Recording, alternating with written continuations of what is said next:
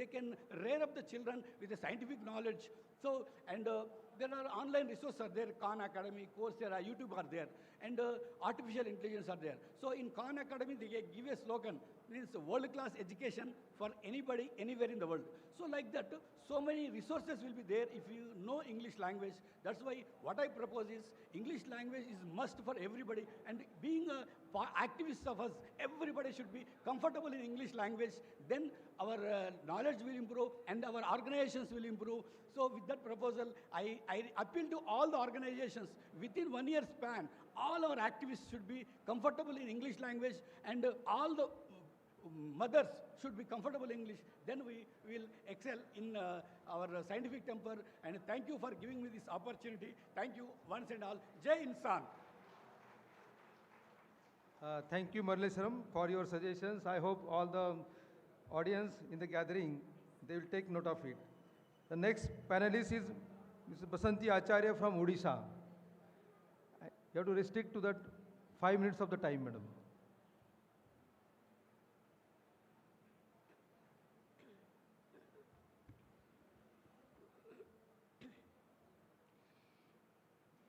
Good morning and hearty welcome to all delegates who have come from different parts of India to attend the 13th National Conference of FIRA. Today's discussion is on women and superstition. The dictionary defines superstition as a false idea of a certain practice of religion to which one is attached with too much fear or confidence. It adds, by way of example, women have a great penchant for superstition. Of course, superstition is still considered as the sign of a primarily feminine weakness, and biologization of the sexes helps strengthen the idea that women have too much imagination and not enough comprehension. They are supposedly more religious and more superstitious and more sensitive to belief. All types of religion approve the male domination through tradition. The importance of male domination are imposed through different religious process. There are many reasons which make the woman superstitious. One of them is unending family problems at her home front. She faces more failures, frustration and grief in her life. Patriarchy in our society does not allow to find the maze of blind faiths. Facts that makes women hopeless, helpless in their inferior position in the family, society and religion. In 21st century, also she is unwelcomed from the birth, due to which male-female ratio has gone to 900 out of 1,000. This happens due to misconception that taking last sip of water from boy ensure your heaven seat and he will support his parents during their old age. After independence, our constitution has approved the male-female equality. In India, major political parties are headed by women, but on the other hand, the elected female MLAs and MPs are not more than 5%.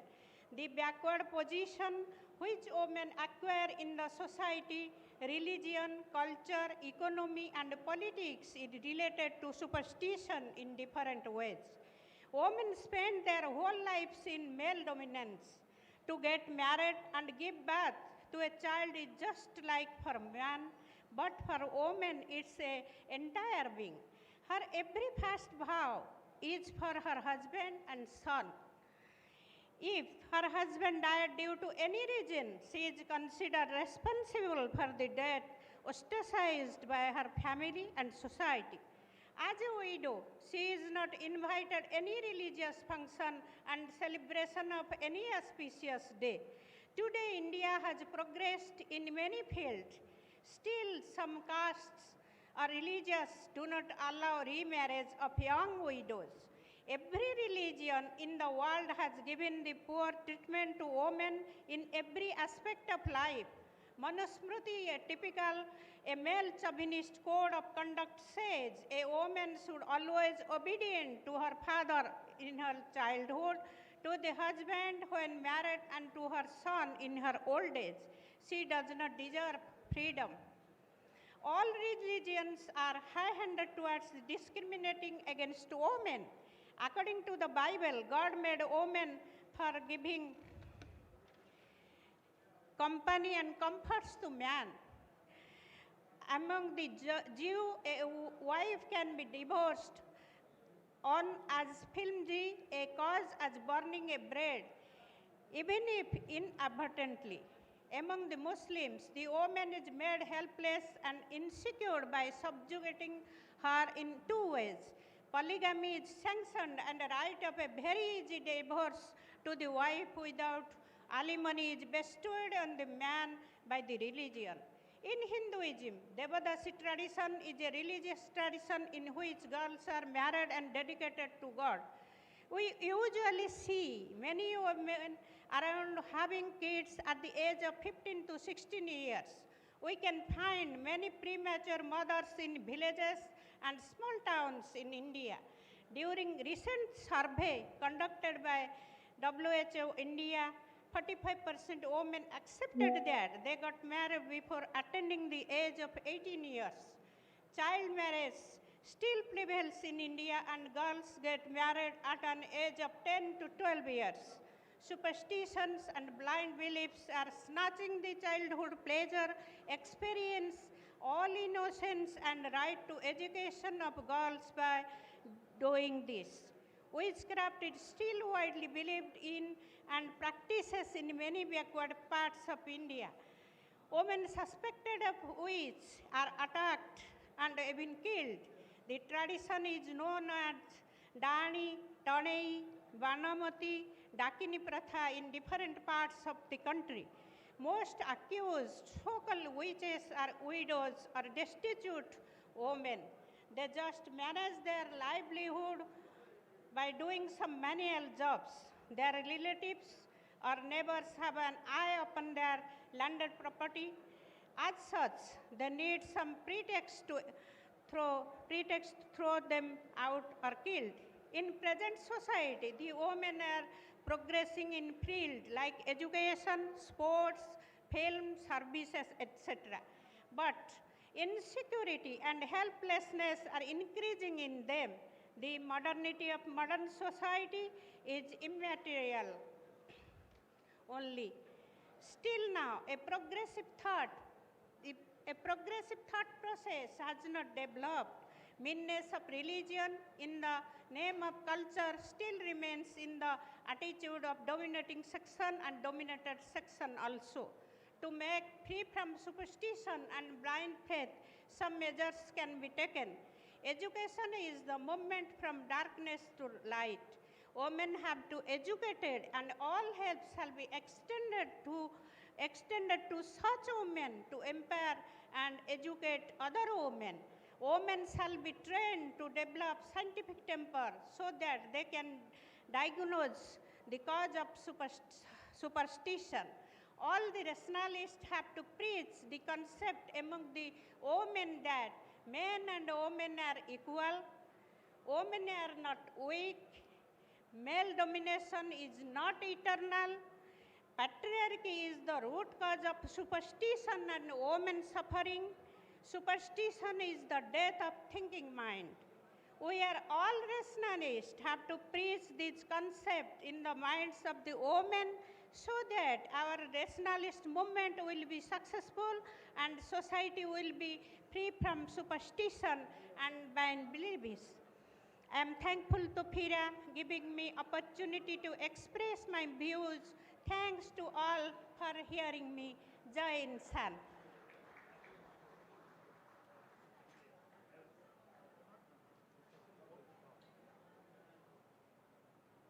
Thank you, Basanti ma'am. Now I'll request Mr. Harish Deshmukh from Maharashtra to present his paper in 5 minutes of the time. Thank you, Hudera. Chairperson Mamta Naik, Radhika Savik Karyamalisham Basanti Acharya. Today I present my paper, Women and Superstition. It was in the 19th century that the movement for women's liberation began. All nations took cognizance of women's problems. The United Nations Organization declared the year 1975 as the International Women's Year, which gave women's issues global importance. Since it is totally whatever the country, women face many problems. And when we think of India, women's problems are more complex and difficult. The root of women's problem can be found in mental slavery, and this slavery does not arrive all of a sudden. It is the consequences of hundreds of years of accumulation and traditions. Our scriptures understood that very well. They created an adequate vocabulary and tradition of women as slaves became. A system was created by the pertinent scriptures that ensure that women should be only an appellage of man and should never be able to shed her mental slavery. The sloka, Yatra Naryastu Pujyate Ramateya Devata, means that God resides in the place where a woman is worshipped. The Vedas hold that a woman is an auspicious goddess and refer to her an excellent mother. This was addressed Indian culture, and such was the state of affair during the Vedic period. The slavery of women reached as a high water mark with the popularization of the Manusmriti. This book is believed to be a recording of instructions that the Manu gave to a sage of those times during the reign of Emperor Ashoka. The entire country had turned to Buddhism, and the whole of the Vedic region had slacked to check the spread of Buddhism and revitalize the Vedic region.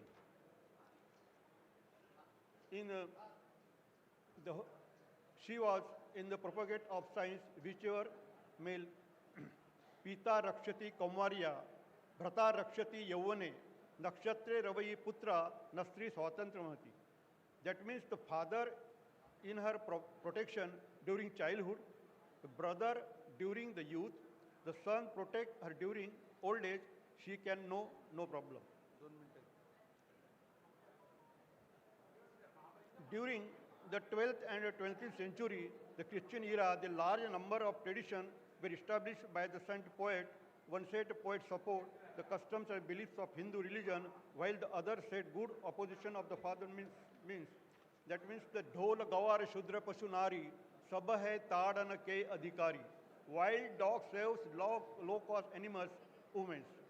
Once among the prevalent customs, some provision in the custom of Devadasi. Literally, the word means the servants of God, and a mention of this tradition has been found for the 6th century of Christian era. The woman in the liberation, mentally from conclusion region, till such custom this mostly. 1 minute. Yes. The mentally slavery towards superstition. We are fully aware that it is impossible for anybody to come possession of divine power, but even so in India, the incident of humans getting possession in a very high. Gadge Baba, he scorned on this tendency to his kirtan. He says, "Arey, the human body is nothing but a flesh and bone receptions of the race." Gadge बाबा अपने कीर्तन में बताया करते कि देवी देवता किसी भी शरीर में नहीं आते, उनको काम धंधे नहीं किया। इस प्रकार का सवाल वो पूछते थे कि अपना शरीर जो बना हुआ है, गंदगी का बना हुआ है, ऐसा पवित्र भगवान हमारे शरीर में कैसे जाएगा भला? अरे the human body is nothing but a flesh and bone, reception of spile and mud. Why will the creator of the beautiful universe want to come and send it in it? Thank you, sir. Thank you, Harish Deshmukh. Now I'll request rapporteur of the session, Monica Promshetty, to give her concluding remarks.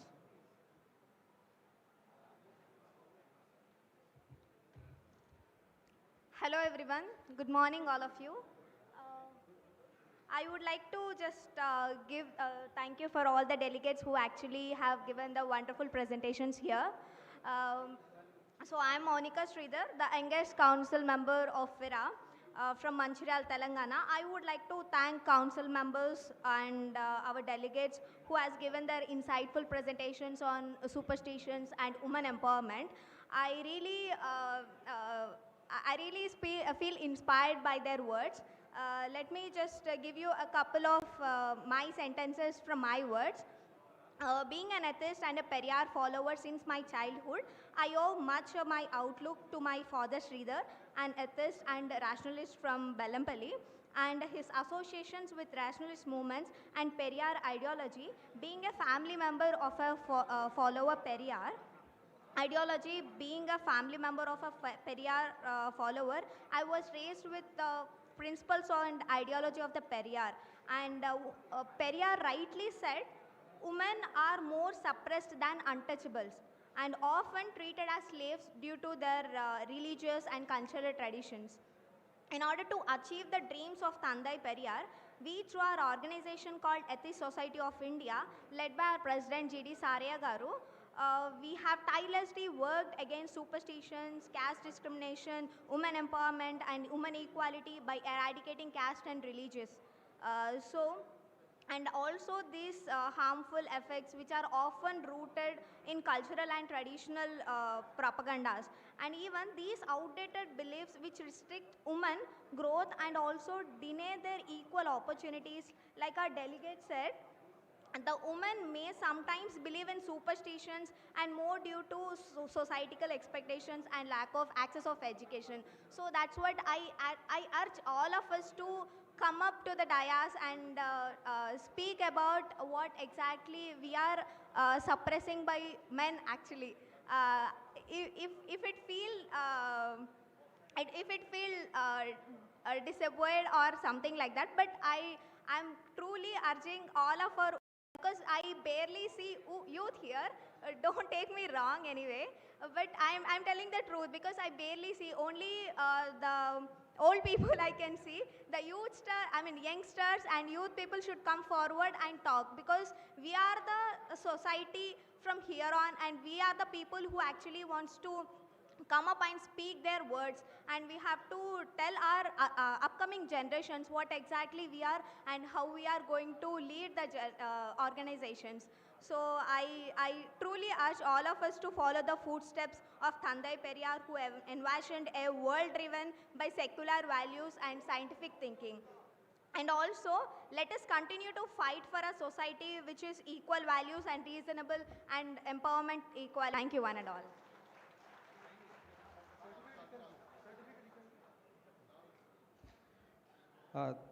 Thank you, Monica, for your concluding remarks. Now I'll request the Tamil Selvan sir to do the honor by giving the certificates to the panelist members. First panelist, Dr. Radhika Murugesan.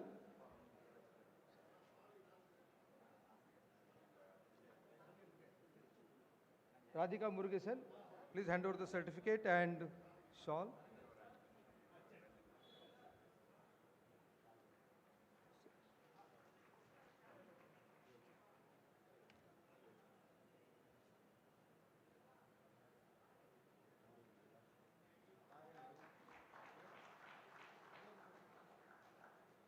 May I request Kumresan sir to felicitate Karre Malesham, the second panelist,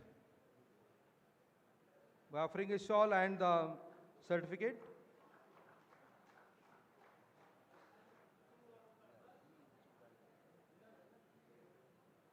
Third panelist, Basanti Acharya ma'am. Kumresan sir, please do the honor.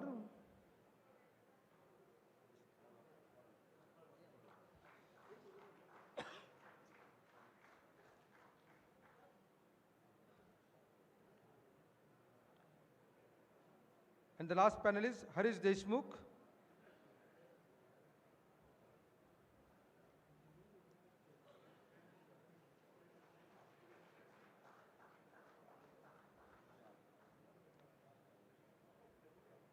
I'll also request to felicitate the chairperson of the session, Mamta Naik ma'am, by offering a shawl.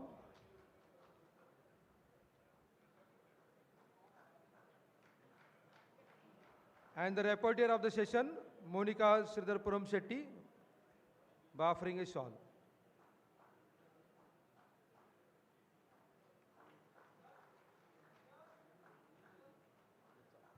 I'll request all the panelists and the sir to be ready for a group photograph, a group photo of this panel.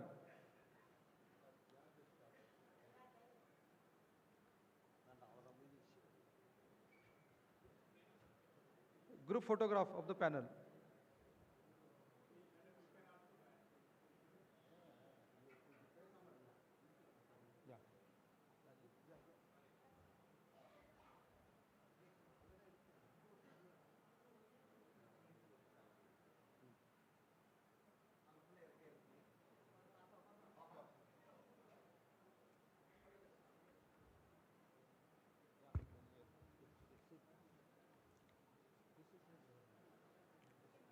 Erode Navarasam பதின்ம மேல்நிலைப்பள்ளி 9ஆம் வகுப்பு மாணவி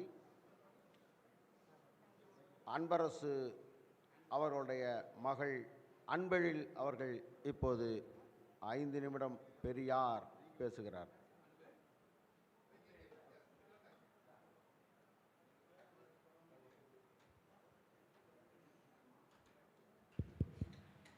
அனைவருக்கும் வணக்கம். என் பெயர் அன்பெழில். நான் நவரசம் பதின்ம மேல்நிலைப்பள்ளி ஈரோட்டில் இருந்து வந்துள்ளேன். பெரியாரை பற்றி கருத்து சொல்லலாம்னு நினைக்கிறேன். சொல்லலாமா? கடவுள் இல்லை என்பதல்ல அவருடைய கொள்கை, சமத்துவம். அதுதான் பெரியாருடைய அடிப்படை கொள்கை.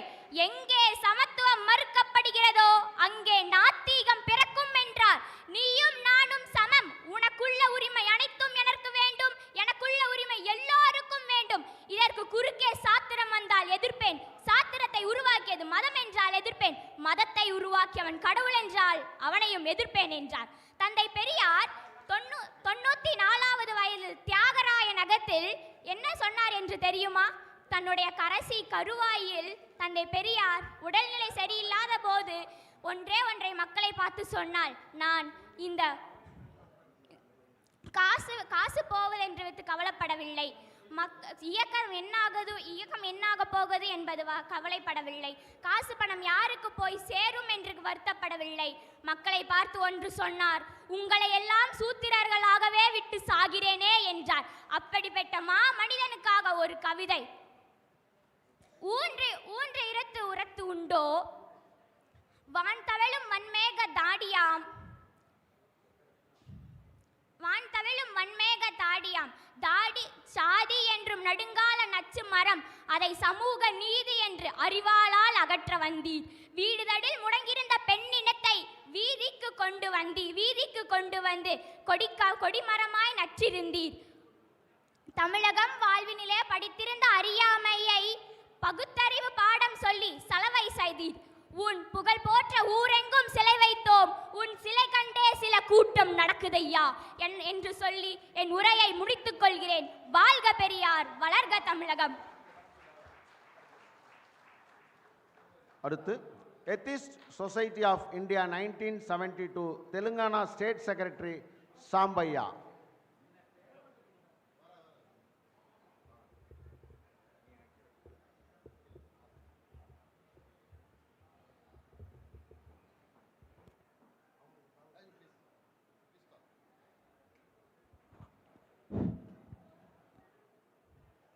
FIRA 13th National Conference in all over India delegates, welcome to you. Atheist Society of India 1972 in Telangana state.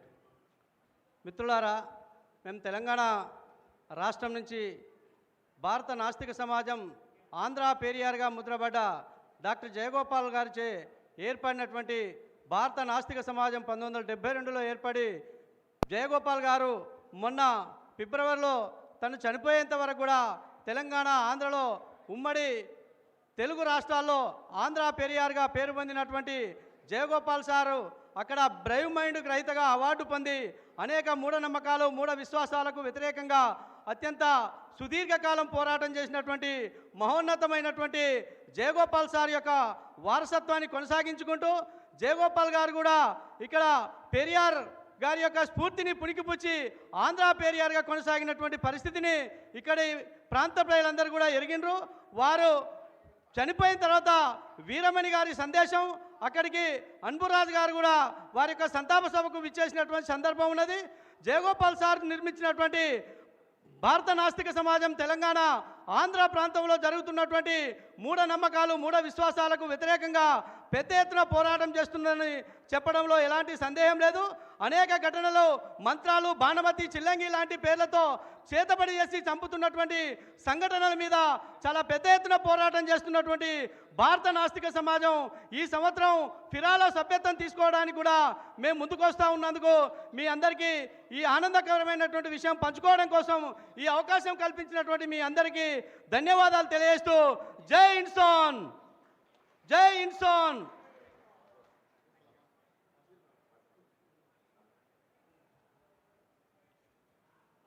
We cordially invite for our next session our beloved Asirya Dr. K.Veeramani to the dais, please. And along with our Honorable Minister of State Minister Transport, Manamiki S.S. Shivashankar avaru.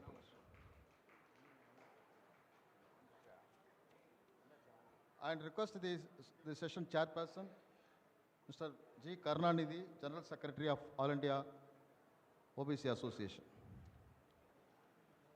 And I request the President of FIRA, Federation of Indian Rationalist Association, Mr. Narendra Nayak on the dais, please.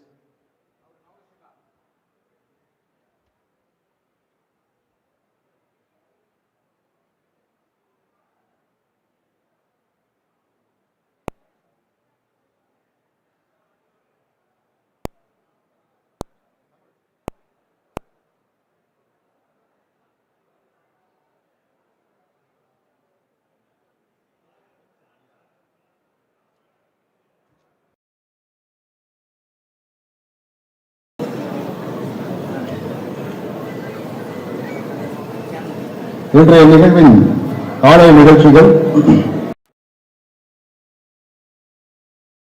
அதன் தொடர்ச்சியாக பெரியார் உலகத்திற்கு நம்முடைய வெளிமாநிலத்திலிருந்து வந்திருக்கக்கூடிய பேராளர்களை அழைத்து சென்று வந்தோம். அதன் தொடர்ச்சியாக இன்று காலை இந்த முதல் அமர்வு தொடங்குகிறது. இன்றைய நிகழ்வின் இந்த நிகழ்ச்சியின் தலைமை பொறுப்பை நம்முடைய வெளியுறவு செயலாளர் மாண்புமிகு ஜி. கருணாநிதி அவர்கள் தொடர்ந்து நடத்த வேண்டும் என்று கேட்டுக்கொள்கிறோம்.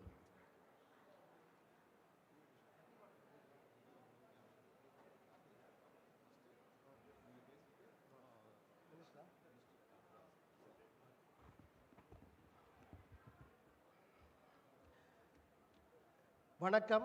Good morning to everyone. Respected Asiriyar Ayya, Honorable Minister Sivasankar Ayya, and delegates from all parts of the country, organizers, Comrade Tamil Selvan and his team. I am really privileged to be part of this session organized by FIRA at the 13th National Conference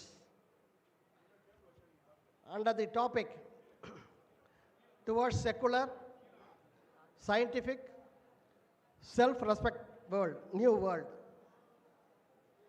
The concept of the self-respect is a universal theme transcending cultures and societies around the globe.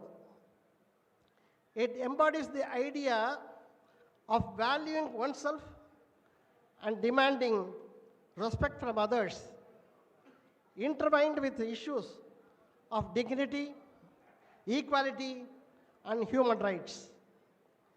This concept has been pivotal in various social movements, addressing systemic injustices and promoting individual worth.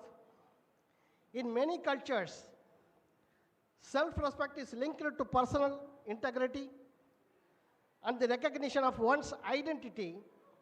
For example, in Western countries, self-respect is often associated with individualism, where personal achievements and self-advocacy are celebrated. In the Indian context, the struggle for self-respect has been significantly influenced by the socio-political climate.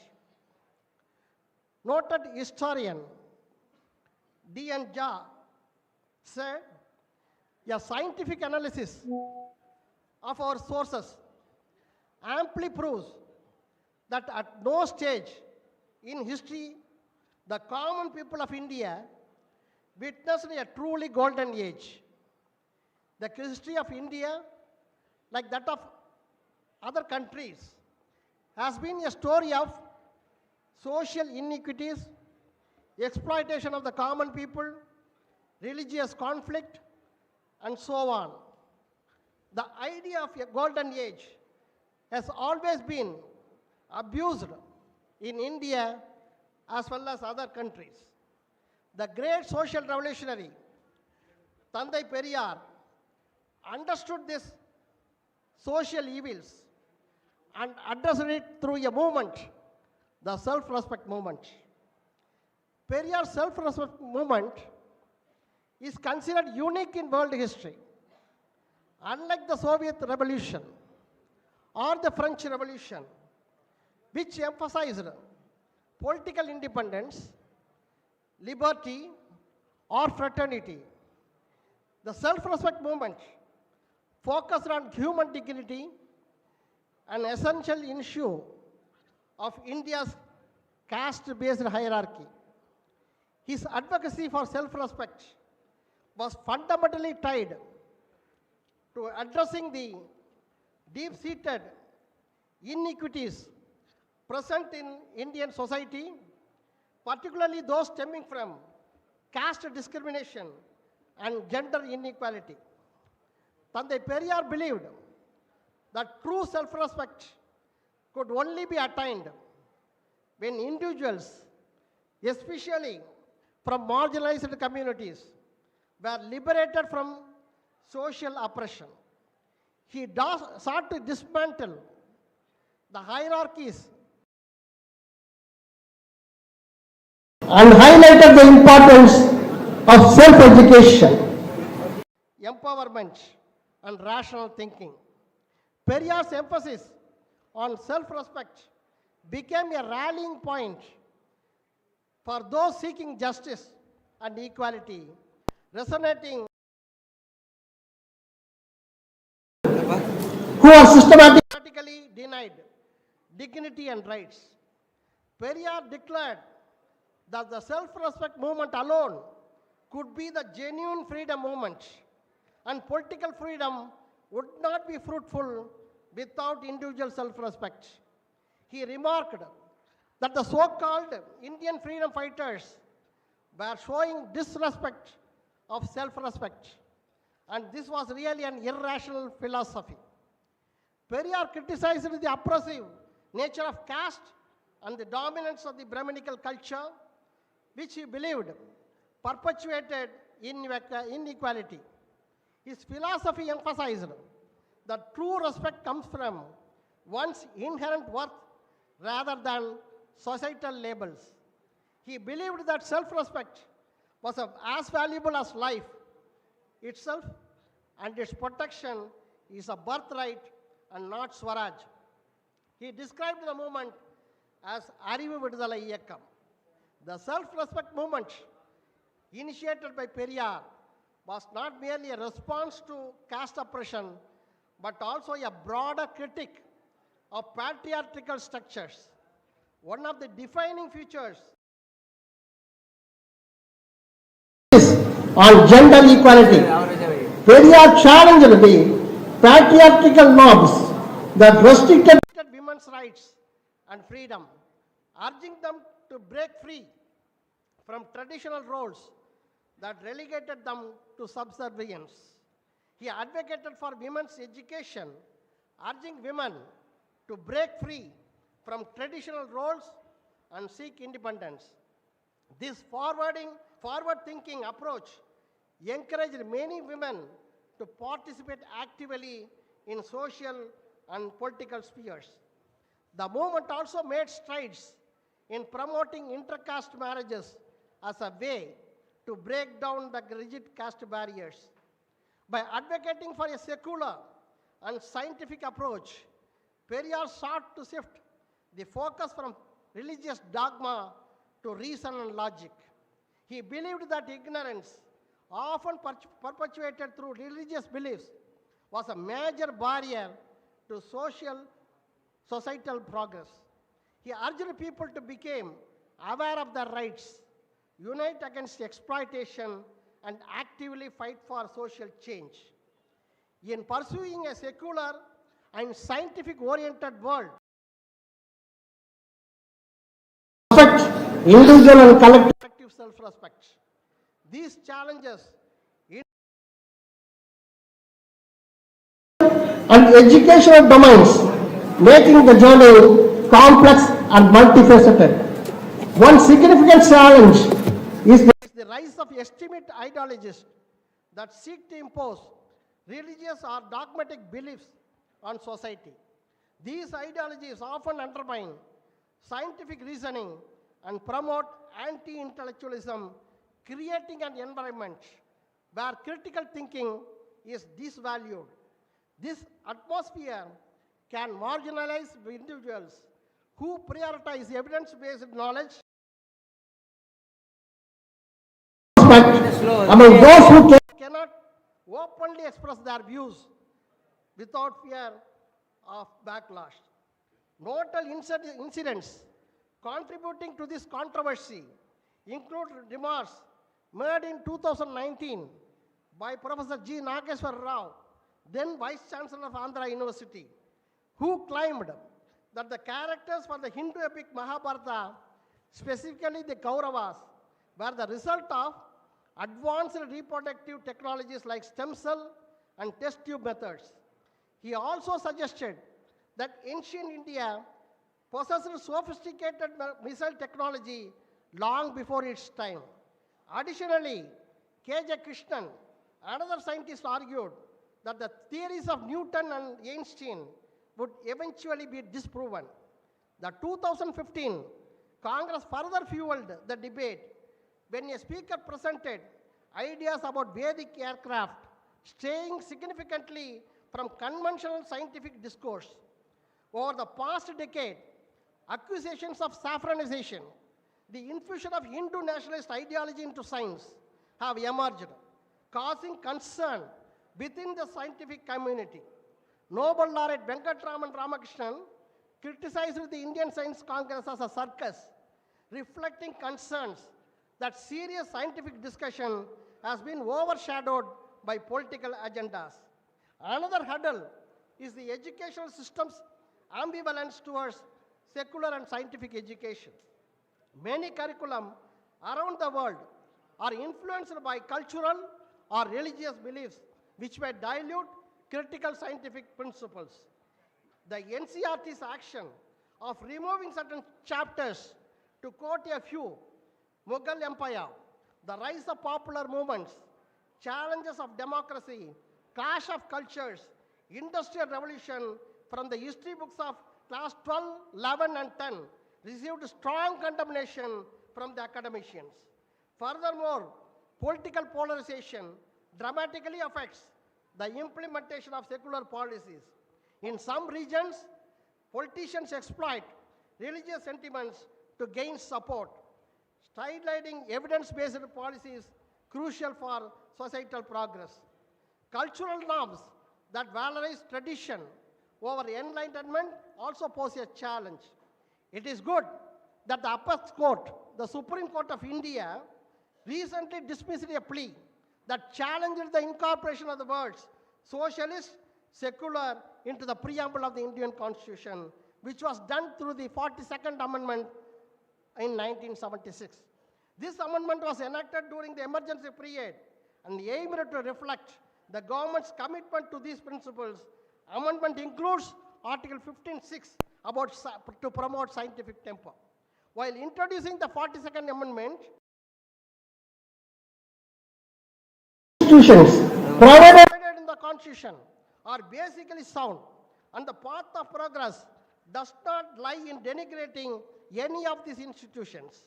However, there could be no denial that these institutions have been subjected to considerable stresses and strains, and that vested interests have been trying to promote their selfish ends to the great detriment of public good. The adverse effect of emergency, we all know. But one good thing happened was this 42nd Amendment, inserting the clause secular and socialist into the preamble of the Constitution. Additionally, the global inequality in access to education and resources hinders the spread of secular and scientific values. Regions with limited educational infrastructure struggle to cultivate a culture that champions informed decision making. In conclusion, the path towards a secular and scientifically oriented society is fraught with significant challenges. These challenges range from ideological oppression and educational inadequacies to political polarization and social media dynamics. To overcome them, it is crucial to foster inclusive dialogue, enhance educational quality, and promote critical thinking, ultimately nurturing an environment where self-respect flourishes alongside secular scientific values. Tandai Periyar envisioned a world where self-respect, secularism, and scientific temper formed the bedrock of the society. His ideas challenged ingrained social structures and advocated for a dynamic, inclusive environment where all individuals could thrive based on mutual respect. In his book, Inivaru Ulagam, The World to Come, Periyar presents a profound vision for a new world order, emphasizing the need for rational thinking, social justice, and human equality.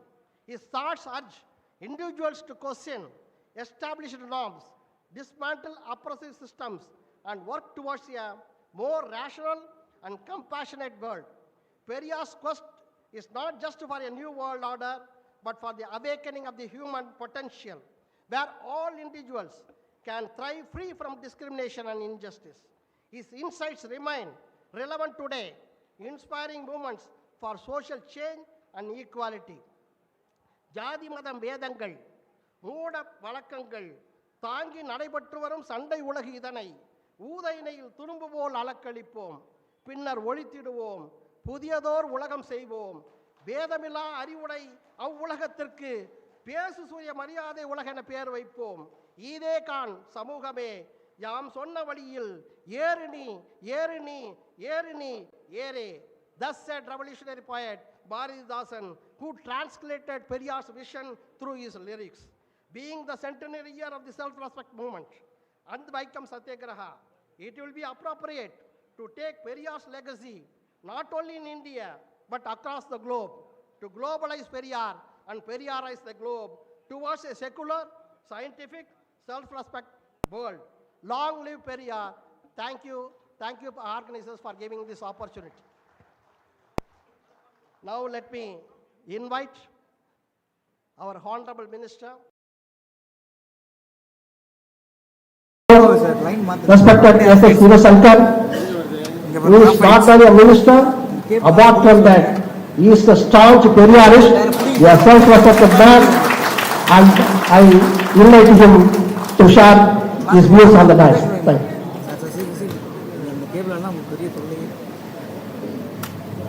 மாண்புமிகு அமைச்சர் அவர்களுடைய சிறப்புரைக்கு முன்னால் ஆசிரியர் அவர்கள் ஒரு சிற்றுரை அவர்கள் வழங்குகிறார்கள்.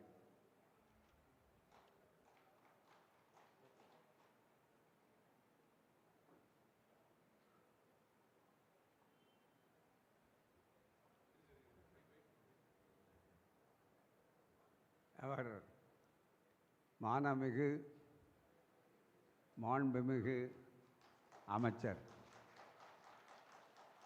எங்கள் குடும்ப அமைச்சர், கொள்கை குடும்ப அமைச்சர், அருமை தோழர், போக்குவரத்து துறையை அதுவும் மிகப்பெரிய அளவிற்கு எல்லோரும் பயப்படக்கூடிய ஒரு துறை, அந்த துறையில் ஏற்படுவதெல்லாம் வரவு செலவு திட்டத்தில் நட்டம் நட்டம் என்பதைத்தான் சொல்லிக் கொண்டிருப்பார்கள். இதை ஏற்பாடு செய்வது ரொம்ப கஷ்டம் கஷ்டம் என்று ஒதுங்குவார்கள்.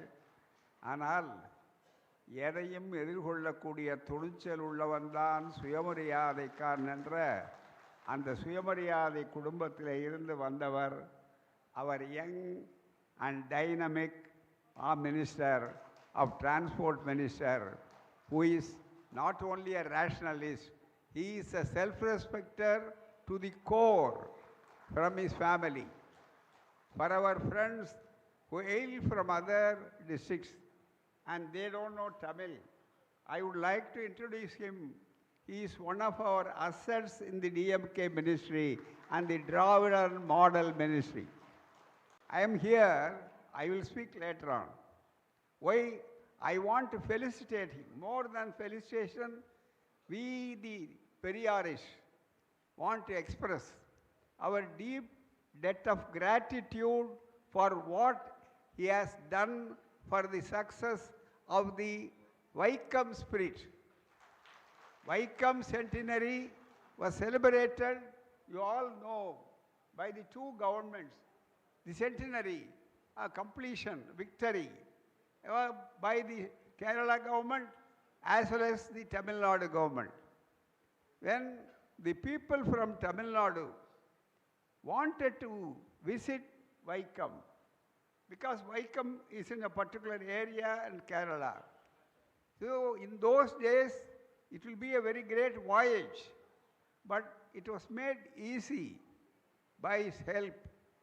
And in the transport buses were plying to the convenience of all those who have visited without any difficulties because of his able, inspiring leadership and the guidance what he has done.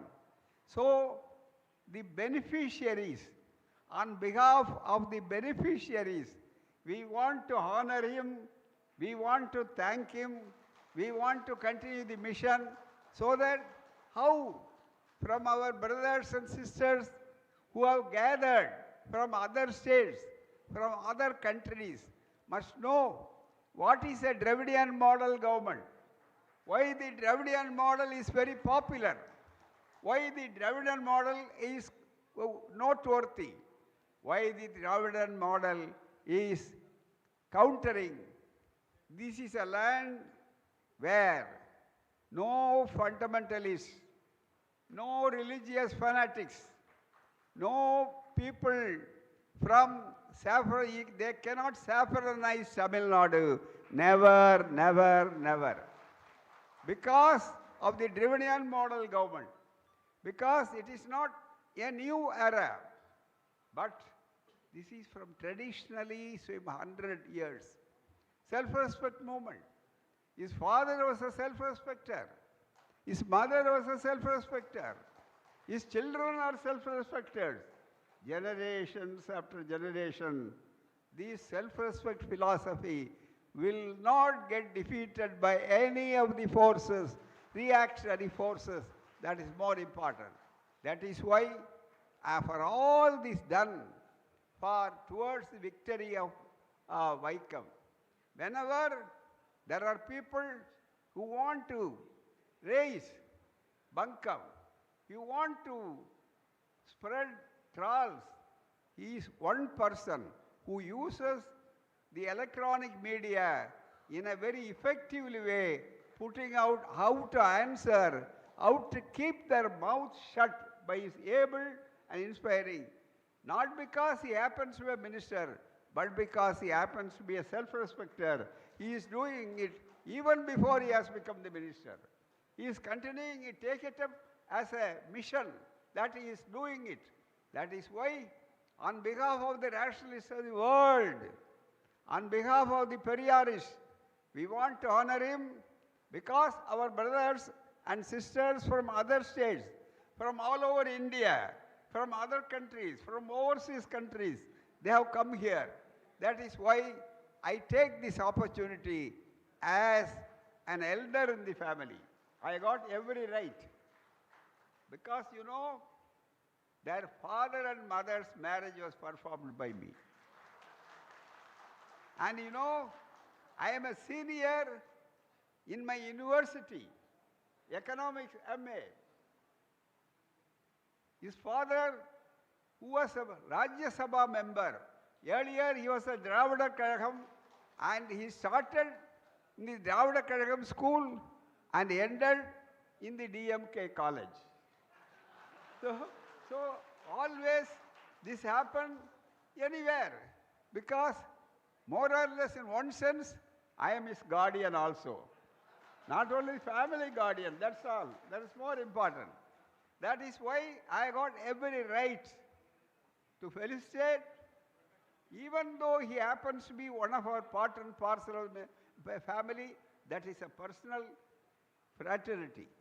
But when as a minister, when as a judge, as a minister, he is incomparable.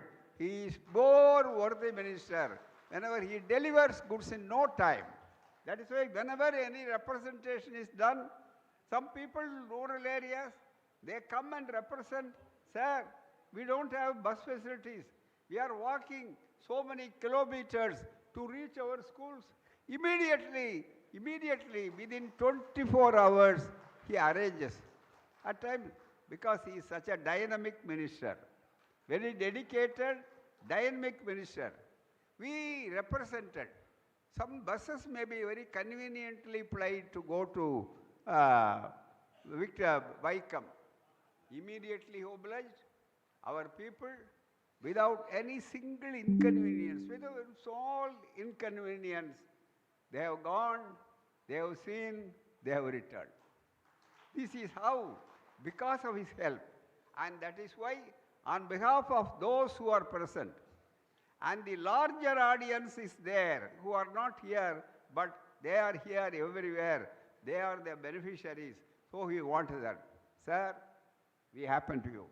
It may sound very hard when I address you as sir, but even when my own grandson sits on the High Court judge, then I will have to ask him, oh my Lord, that is the paraphernalia, that is the protocol. I don't want to meet, I don't want to bar, I don't want to be away from the protocol. So, he is our honorable minister. More than honorable minister, he is our dignitable minister. The dignitable, it's a new word. Friends from other states must note it and use it later on. Dignitable. There is dignity. Even in our constitution, there is dignity. What is self-respect? That is nothing but a moment of dignity. Mana mihu. In Tamil word, we have coined the word mana mihu. What is the English translation for mana mihu? Dignitable. He is an honorable minister. More than that, ministry may come, ministry may go, but the dignity will ever remain, and nothing could separate the dignity. மாண்புமிகு எப்போ வேணாலும் போகும், எப்போ வேணாலும் வரும். மானமிகு ஒரு தடவை வந்துட்டா அதை எடுக்கிறதுக்கு யாராலும் முடியாது. It will remain with us. That is why we are felicitating him. So we are very happy on behalf of all those to what all he has done, what all is to be done. For all these things, we are felicitating him.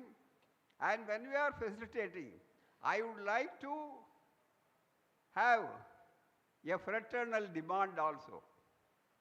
You will be surprised, because whenever the people, whenever the voters, whenever the citizens meet our ministers, they used to put our demand. Sir, this is our humble demand. This demand must be considered, that's all. Whether you consider or not, that is a very different matter. You can consider this demand. You have done wonderful work by making our people to visit. And the Tamil Nadu government, the Tamil Dravidian model government, under the dynamic leadership of our Honorable Chief Minister, who is incomparable Chief Minister, celebrated victorious thing at Vaikam by renovating the memorials and also extending all these things. So it is Vaikom is now has attracted the whole world's attention.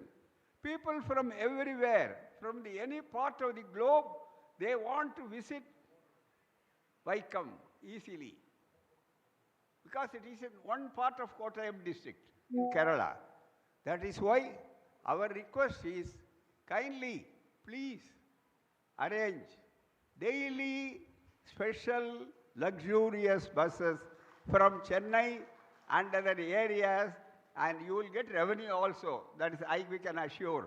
And very people, they want to travel very comfortably, daily service, first in Chennai, then wherever from your point of view the buses could be plied. We request you to start and inaugurate very recently, so that every now and then all these things, our state government buses will go to Vaikom daily, or alternatively, so that our people, our families will go to Vaikom. And Kerala, one part, the Bhaktas are going elsewhere, but rationalists will go to Vaikom. That will happen. So you provide opportunity for them also. So it is fair, and it is our right also, demand the Vaikom buses also to be plied. Thank you very much.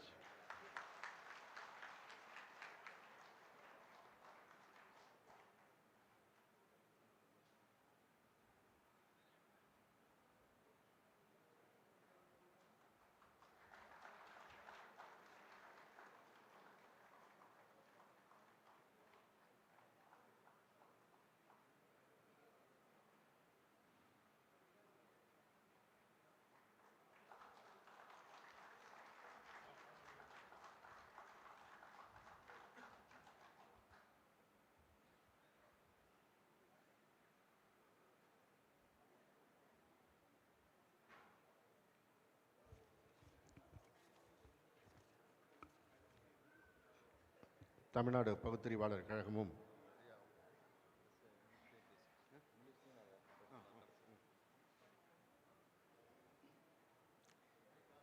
Tamil Nadu பகுத்தறிவாளர் கழகமும் federation of Indian rationalist அசோசியேஷனும் இணைந்து நடத்துகின்ற 13வது தேசிய மாநாட்டிற்கு தலைமையேற்று எங்களை எல்லாம் அழைத்து இந்த நிகழ்ச்சியில் கலந்து கொள்ள செய்து சிறப்பித்திருக்கின்ற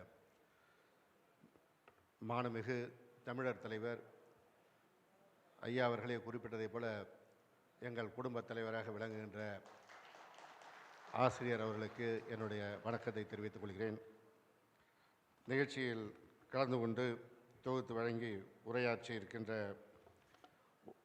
ஓபிசி அசோசியேஷனுடைய பொதுச் செயலாளர் மரியாதைக்குரிய கருணாநிதி அவர்களே, நிகழ்ச்சியில் கலந்து கொண்டு சிறப்பித்துக் கொண்டிருக்கின்ற FIRA அமைப்பினுடைய தலைவர் ப்ரொஃபஸர் நரேந்திர நாயக் அவர்களே, பகுத்தறிவாளர் கழகத்தின் தலைவர் மாண்புமிகு தமிழ்ச்செல்வன் அவர்களே, மாண்புமிகு மோகன் அவர்களே, அன்பிற்குரிய அண்ணன் அன்புராஜ் அவர்களே, மரியாதைக்குரிய ஐயா கலி பூங்கொண்டன் அவர்களே, மற்றும் நிகழ்வில் பங்கேற்றிருக்கின்ற பகுத்தறிவாளர் கழகத்தை சேர்ந்த தோழர்களே,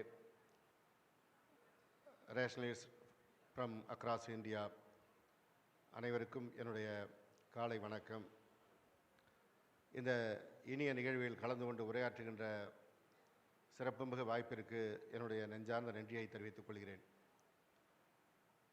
திராவிட முன்னேற்றக் கழக கூட்டங்கள், நிகழ்வுகள், சட்டமன்றம் என்று உரையாற்றி கொண்டிருந்தவனுக்கு ஒரு வித்தியாசமான வாய்ப்பாக, சிறப்புமிகு வாய்ப்பாக, மகிழ்வான வாய்ப்பாக இந்த FIRA அமைப்பு மேடையிலே உரையாற்றுகின்ற வாய்ப்பு. இந்த மாநாட்டிலே உரையாற்ற வேண்டும் என்று ஐயா அவர்கள் கட்டளை விட்டவுடன் அதற்கு பிறகுதான், அதுவரை நாம் பெரியார் வழியிலே நம்முடைய தமிழ்நாட்டிலே இந்தியாவில் இருக்கின்ற மூட நம்பிக்கைகளை எதிர்த்து எப்பொழுதும் குரல் கொடுத்து கொண்டிருக்கிறீர்கள் என்ற காரணத்தினால் அந்த கருத்துக்களை மனதிலே தாங்கி செயல்படுகிறவர்கள். தேசிய அளவிலே இந்த நிகழ்வு, அப்பொழுது உலக அளவிலே இந்த ரேஷனலிசம் என்ற பார்வையில் செயல்பட்டவர்கள் யார் என்று பார்ப்பதற்கு வழக்கம்போல் எல்லோரும் செய்வது போல் நானும் கூகுள் சர்ச் செய்தேன். ரேஷனலிஸ்ட் லீடர் என்று காட்டினால் யாரையுமே உலகளவில் காட்டவில்லை. சரி, ரேஷனலிஸ்ட் திங்கர்ஸ் என்று யார் என்று பார்ப்போம் என்று பார்த்தேன். அதில் வந்த பட்டியல் நமக்கு அறிந்த பிளாட்டோ, அரிஸ்டாட்டில், ஐசக் நியூட்டன், ராட்வின், இதை தாண்டி டெனே, டெஸ்கரட், இன்னும் ஒரு 2-3 பேர் தான் வந்தது.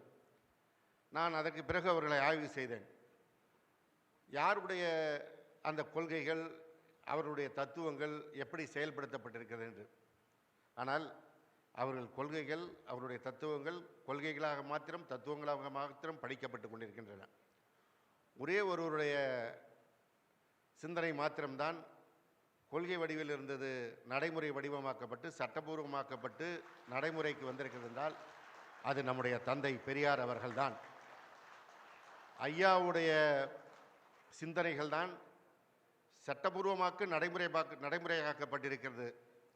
அதிலும் ஒரு தலைவர் அவர் வகுத்த கொள்கைகளை அவர் வாழ்கின்ற காலத்தில் அவரை பின்பற்றுபவர்கள் சட்டபூர்வமாக்குவதை நேரடியாக கண்டு வாழ்ந்ததென்றால் ஐயா தந்தை பெரியார் அவர்கள். பேரறிஞர் அண்ணாவும் தலைவர் கலைஞர் அவர்களும் ஐயாவுடைய கொள்கைகளெல்லாம் சட்டபூர்வமாக்கி நடைமுறைக்கு கொண்டு வந்திருக்கின்ற காரணத்தினால்தான் இன்றைக்கு தமிழ்நாடு நிரம்ப ரேஷனலிஸ்ட் இருக்கின்ற மாநிலமாக இருக்கிறது. ஒருவேளை அத்திஸ்ட் கம்மியாக இருக்கலாம், நாத்திகவாதம் கம்மியாக இருக்கலாம், ஆனால் பகுத்தறிவுவாதம் மிகுந்த மாநிலம் என்றால் இந்தியாவில் இருக்கின்ற மற்ற மாநிலங்களை விட நம்முடைய மாநிலம் அதிகம். அவர் ஐயப்பன் கோயில் கருப்பு சட்டை போட்டிருப்பான், முருகன் கோயில் பச்சை வேட்டி கட்டியிருக்கலாம், மேல்மருவத்தூருக்கு மாலை போட்டிருக்கலாம், எல்லாம் போட்டிருக்கலாம். ஆனால் சில விஷயங்களில் ஐயாவுடைய கொள்கைகளை ஏற்றுக்கொண்டவர்களாக இருக்கிறார்கள். ஐயாவை இகழ்ந்து பேசினால் அவர்களை எதிர்ப்பவர்களாக இருக்கிறார்கள் என்றால் அது தமிழ் மண் தான். அதனால்தான் இன்றைக்கும் காவி தீண்ட முடியாத மண்ணாக இருக்கிறது. காவி பயந்து நடுங்குகின்ற மண்ணாக இந்த மண் இருக்கிறது. இந்த பகுத்தறிவாளராக இருப்பதில் என்ன வசதி என்பது நமக்கு தான் தெரியும். கால நேரம் பார்க்க வேணாம். இந்த திசையில் போனால் சூளம், இந்த திசையில் போனால் மூலம்னு ஒவ்வொரு நொடிக்கும் பார்த்து போகிற அந்த பிரச்சனைலாம் நமக்கு கிடையாது. எப்போ வேணாலும் எந்த நேரத்திலும் எங்கு வேண்டுமானாலும் போகக்கூடிய ஒரு வாய்ப்புள்ளவர்களாக பகுத்தறிவாளர்களாக இருக்கின்ற நமக்கு தான் அந்த வாய்ப்பு இருக்கிறது. எனவே அப்படிப்பட்டவராக இருக்கின்ற அந்த வாய்ப்பு என்னுடைய தந்தையாரால் ஏற்படுத்தப்பட்டு இன்றைக்கு நான் அதை தொடர்ந்து செயல்படுத்தி கொண்டிருப்பதால் ஐயா அவர்கள் இன்றைக்கு எனக்கு பட்டயமாக வழங்கியது போல் நான் மகிழ்கிறேன். மாண்புமிகு தமிழ்நாடு முதலமைச்சர் அவர்கள் இன்றைக்கு அவரும் ஒரு பகுத்தறிவாளர், பெரியாருடைய வழியிலே செயல்படுவார் என்பதை பல செயல்களில் மீண்டும் மீண்டும் உறுதிப்படுத்தி கொண்டிருக்கின்றார். அதை எதிர்த்து பல விதங்களில் அரசியல் செய்து கொண்டிருக்கின்றார்கள். இதை சொன்னால் ஓட்டு குறையும், இதை செய்தால் ஓட்டு குறையும். ஆனால் அதை எதையும் குறித்தும் கவலை கொள்ளாமல் நம்முடைய முதலமைச்சர் அவர்கள் தொடர்ந்து செயல்பட்டு கொண்டிருக்கின்றார்கள். அதே போல தான் நம்முடைய துணை முதலமைச்சர் மாண்புமிகு உதயநிதி ஸ்டாலின் அவர்களும் சமீபத்தில் அவர் சொன்னார், அவர் நான் கடவுள் நம்பிக்கை இல்லாதவன் என்பதை பலமுறை குறிப்பிட்டு விட்டார். சமீபத்தில் சொன்னார், கிறிஸ்துமஸ் விழாவின் போது, நான் எல்லோருக்கும் பொதுவானவன், ஆனால் நீங்கள் என்னை இந்து என்று நினைத்தால் இந்துவாக வைத்துக் கொள்ளுங்கள், கிறிஸ்தவன் என்று நினைத்தால் கிறிஸ்தவனாக வைத்துக் கொள்ளுங்கள், இஸ்லாமியன் என்று நினைத்தால் இஸ்லாமியனாக வைத்துக் கொள்ளுங்கள், ஆனால் நான் பொதுவானவன் அவர் சொல்கிறார். ஆனால் ஒரு பத்திரிகை டைட்டில் கொடுக்குறான், நான் கிறிஸ்தவன் என்பதில் பெருமைப்படுகிறேன் உதயநிதி. இப்படி போட்டால் திமுக ஓட்டு குறைஞ்சிருமான்னு அவனுக்கு ஒரு ஆசை. இன்றைக்கும் இந்த விதமான அரசியலை அவர்கள் செய்து கொண்டிருந்தாலும் அது எதற்கும் சளைக்காமல், அவர்களுக்காக வளைந்து கொடுத்து விடாமல், திராவிட முன்னேற்றக் கழகம் ஒரு பகுத்தறிவாளர்கள் நிரம்பிய இயக்கம், நாங்கள் இந்த ஆட்சி நடத்துகின்ற வேளையிலும் அந்த பணியை செய்கிறோம் என்பதை செய்து கொண்டிருக்கின்றார்கள். தந்தை பெரியார் அவர்கள் கொண்டு வந்த அந்த கொள்கைகள் எல்லாம் இன்றைக்கு ஒவ்வொன்றாக வெற்றி பெற்று வருகிறது. இங்கே பேசிய ஒரு தெலுங்கானா நண்பர் குறிப்பிட்டார், one brother from Telangana insisted here to keep English as a language, connecting language. We implemented in 1969 itself. Our leader Periyar Anna declared two languages policy, one English, another Tamil, no 3 languages policy. That's why we opposed Hindi imposition from that day onwards, now also. That's why our Tamil students are number 1 in computer field. In all over India, our Tamil people ruling software field. அந்த தெலுங்கானா நண்பர் வந்து இன்றைக்கி 2024 சொல்கிறார், தமிழ் இது ஆங்கிலம் இணைப்பு மொழியாக இருப்பதை நாம் எல்லோரும் வலியுறுத்த வேண்டும் என்று சொல்கிறார். ஆனால் இதைத்தான் நம்முடைய தந்தை பெரியார் அவர்கள் இந்திய எதிர்ப்பு போராட்டத்தில் துவங்கியதை நம்முடைய தந்தை பெரியார் அவர்கள் சட்டபூர்வமாக்கினார், இருமொழி கொள்கை என்று. அதனால தான் இன்றைக்கு தமிழ்நாடு இந்த அளவுக்கு முன்னேறி இருக்கின்றோம். அதே போன்றுதான் இந்த பகுத்தறிவு உணர்வு வருவதற்கு இன்னொரு காரணமாக நம்முடைய பேரறிஞர் அண்ணா செய்த 2 காரியங்களில் முக்கியமானது ஒன்று தமிழ்நாட்டிற்கு தமிழ்நாடு என்று பெயர் சூட்டியது, மற்றொன்று சுயமரியாதை திருமணத்தை சட்டப்பூர்வமாக்கியது. சுயமரியாதை திருமணத்தை சட்டப்பூர்வமாக்கிய காரணத்தினால்தான் இன்றைக்கும் நாம் தமிழகத்திலே பலரும் அந்த மூடநம்பிக்கை கோள்களை எதிர்க்கின்ற உணர்வை பெற்றிருக்கிறோம். அதே போன்றுதான் தமிழ்நாடு என்று பெயர் சூட்டிய காரணத்தினால் நமக்கான மொழி இது, அந்த மொழியை காக்க வேண்டும் என்ற உணர்வு இந்திய எதிர்ப்பு போராட்டத்தில் துவங்கியது, இன்றைக்கும் மங்காமல் இருக்கிறது. அந்த உணர்வு தான் வட இந்தியர்கள் இன்றும் நம் மீது அந்த இந்தி மொழியை திணிப்பதற்கும் சனாதன கொள்கைகளை திணிப்பதற்கும் ஒரு எதிர்க்கின்ற ஆயுதமாக விளங்கி கொண்டிருக்கின்றது. இப்படி தந்தை பெரியார் அவர்கள் பேரறிஞர் அண்ணாவுடைய கொள்கைகளை நடைமுறைப்படுத்தினார் என்றால், தலைவர் கலைஞர் அவர்கள் இன்னும் பல்வேறு திட்டங்களை நடைமுறைப்படுத்தினார். அதில் மிக முக்கியமான ஒன்று பெண்களுக்கு சொத்திலே சம உரிமை என்ற அந்த சட்டம். 1928 தந்தை பெரியார் அவர்கள் திராவிடர் கழக மாநாட்டிலே கொண்டு வந்த தீர்மானத்தை 89 தலைவர் கலைஞர் முதலமைச்சராகின்ற பொழுது சட்டப்பூர்வமாக கொண்டு வந்த நேரத்தில் இந்தியாவில் எந்த மாநிலத்திலும் அப்படி ஒரு எண்ணமே இல்லை, சட்டம் கூட இல்லை, எண்ணமே இல்லை, பெண்களுக்கு சொத்திலே சம உரிமை என்கிற எண்ணம். ஆனால் தலைவர் கலைஞர் அதை கொண்டு வந்தது மாத்திரமல்ல, எல்லா விதத்திலும் பெண்களை பலம் மிக்கவர்களாக ஆக்க வேண்டும், சக்தி மிக்கவர்களாக ஆக்க வேண்டும், அதிகாரப்பூர்வமானவர்களாக ஆக்க வேண்டும் என்பதற்கு பல்வேறு திட்டங்களை முன்னெடுத்தார். அது சுய உதவி குழுக்களை அமைத்து பெண்களை பொருளாதார ரீதியாக தைரியப்படுத்தியதாக இருக்கலாம், அல்லது 8ஆம் வகுப்பு படித்த பெண்ணுக்கு திருமணத்திற்கு நிதி உதவி வழங்குகின்ற திட்டம் ஒன்று என்று கொண்டு வந்தார். அந்த திட்டத்தை ஒரு அரசியல் ரீதியான திட்டம், ஓட்டுக்கான திட்டமாக இருந்தால் தலைவர் கலைஞர் சொல்லியிருக்கின்றான், ஏழை குடும்பத்து பெண்ணுக்கு திருமணத்திற்கு சிரமப்படுகிறார்கள், அவர்களுக்கு உதவித்தொகையை நான் வழங்குகிறேன் என்று. ஆனால் தலைவர் கலைஞர் அதற்கு ஒரு சப்கிளாஸ் வைச்சார், 8ஆம் வகுப்பு படித்திருந்தால் அது வழங்கப்படும் சொன்னார். அந்த காரணத்தினால் அதுவரை 8ஆம் வகுப்பு வரைக்கும் அனுப்ப தயங்கிய பெற்றோர் கூட 8ஆம் வகுப்பு வரைக்கும் படிக்க அனுப்பினாங்க. பிறகு 10ஆம் வகுப்பு படித்தால் அந்த பெண்ணுக்கு 10,000 வழங்கப்படும் என்றார். பிறகு +2, அடுத்தது கல்லூரி கல்வி என்று அந்த திட்டம், அந்த வரம்பை உயர்த்த பெற்றவர்கள் தங்களுடைய பிள்ளைகளை படிக்க வைக்கின்ற அந்த சூழல் வந்தது. கல்வி நம்முடைய பகுதியில் வளர்ந்தது. அதற்கான இண்டிகேட்டர் என்னன்னா, இப்பொழுது ஒன்றிய அரசு ஒரு சமீபத்தில் அறிவித்தாங்க, இந்தியா முழுவதும் உயர்கல்வி படித்தவர்களுடைய எண்ணிக்கை 50% கொண்டு வர வேண்டும் என்று. காரணம், உயர்கல்வி படிப்பவர்கள் இந்தியாவில் இருக்கின்ற மற்ற மாநிலங்களில் 27% இருக்கிறது. எனவே அவர்கள் 50% கொண்டு வர வேண்டும் என்று ஒரு இலக்கை நிர்ணயித்தார்கள். ஆனால் அவர்கள் அந்த இலக்கை நிர்ணயிக்கின்ற வேளையில் நம்முடைய தமிழ்நாட்டில் நாம் 52% பேர் உயர்கல்வி படிக்கிறவர்களாக இருக்கிறோம் என்றால் அதற்கு அடித்தளமிட்டவர் பெரியார், அண்ணா, அதில் தலைவர் கலைஞருடைய அந்த திருமண நிதியுதவி திட்டம். அந்த திருமண நிதியுதவி திட்டத்துடைய பலனை நான் பல்வேறு நேரங்களில் சட்டமன்ற உறுப்பினராக இருக்கின்ற பொழுது கிராமத்திற்கு செல்கின்ற பொழுது பார்க்கின்ற அந்த வாய்ப்பை பெற்றவேன். இன்றைக்கு அதை அடுத்த நிலைக்கு கொண்டு போவதற்கு தான் நம்முடைய மாண்புமிகு தமிழ்நாடு முதலமைச்சர் அவர்கள் புதுமை பெண் என்ற திட்டத்தை அறிவித்தார். அரசு பள்ளியிலே படிக்கின்ற மாணவிகளுக்கு கல்லூரி கல்விக்கு போகின்ற பொழுது கல்லூரி கல்வியை முடிப்பதற்கான அந்த காலம் முழுவதும் மாதந்தோறும் ரூபாய் 1000 வழங்கும் என்று அறிவித்தார். திட்டத்தை தேர்தல் அறிக்கையிலே கொடுக்கவில்லை, தேர்தலுக்கு பிறகு அறிவித்து நடைமுறைப்படுத்தினார். நடைமுறைப்படுத்திய காரணத்தினால் இந்த 3 ஆண்டுகளில் உயர்கல்வி படிப்பவருடைய சதவீதம் 30% உயர்ந்திருக்கிறது என்ற புள்ளி விவரத்தை நம்முடைய மாநில திட்டக்குழு அளித்திருக்கிறது. அதே போல மாணவர்களுக்கும் தமிழ் புதல்வன் என்ற திட்டத்தை அறிவித்திருக்கிறார். இந்த திட்டம் மேலோட்டமாக பார்ப்பதற்கு கல்வி வளர்ச்சிக்கு கொடுத்த திட்டமாக நாம் எண்ணலாம். இன்னும் அதை தாண்டி பார்த்தால் பெண்களுக்கான எம்பவர்மெண்ட் திட்டம் என்று பார்க்க வேண்டும். இன்னொன்று, இந்த கல்வியை பெண்கள் பெறுகின்ற நேரத்தில், அவருடைய சிந்தனை வளர்கின்ற நேரத்தில் இந்த சமயம், சாதி கட்டுப்பாடு, கலாச்சாரம் என்பதையெல்லாம் தூக்கி எறிந்துவிட்டு ஒரு பகுத்தறிவு சிந்தனை வருவதற்கான வாய்ப்பாக இந்த திட்டம் அமையும். அதே போன்றுதான் பெண்களுக்கான விடியல் பயண திட்டம். நகர பேருந்துகளில் பெண்கள் பயணம் செய்தால் இலவசமாக பயணம் செய்யலாம் என்கின்ற அந்த திட்டம், கட்டணமில்லாமல் பயணம் செய்கிறார் என்ற திட்டம். வீட்டிலே அடங்கி கிடந்த பெண்கள் இப்பொழுது தைரியமாக ஒரு வேலைக்கு செல்வதற்கோ ஒரு வியாபாரம் செய்ய செல்வதற்கோ குடும்பத்தில் யாரையும் எதிர்பார்க்காமல் செல்லக்கூடிய ஒரு வாய்ப்பை, ஒரு பெண்ணுக்கு ரெக்கை முளைத்தது போன்ற வாய்ப்பை நம்முடைய முதலமைச்சர் வழங்கியிருக்கிறார் என்றால் இது பெண்களுடைய வாழ்க்கையில் அடுத்த கட்ட மறுமலர்ச்சி. ஏற்கனவே இந்த துறையில் இருந்த கணக்குப்படி பெண்கள் 48% பேருந்தில் பயணம் செய்தார்கள் என்றால் இந்த விடியல் பயணம் திட்டம் வந்த பிறகு இப்பொழுது 69% பெண்களுடைய பயணம் அதிகரித்திருக்கிறது. தன்னுடைய கூண்டை உடைத்து கொண்டு பெண்கள் வெளி உலகத்திற்கு வந்து அவர்களுக்கான சம்பாத்தியமோ கல்வியோ பெறுவதற்கு யாரையும் எதிர்பார்க்காமல் பயணிக்கின்ற வாய்ப்பை நம்முடைய முதலமைச்சர் கொடுத்திருக்கின்றார். அதே போன்ற திட்டம்தான் மகளிருக்கான கலைஞர் உரிமை தொகை திட்டம். குடும்பத்தில் இருக்கின்ற ஆண்களை எதிர்பார்க்காமல் பெண்கள் சொந்த காலில் நிற்பதற்கு 1000 ரூபாய் வழங்குகின்ற திட்டம்.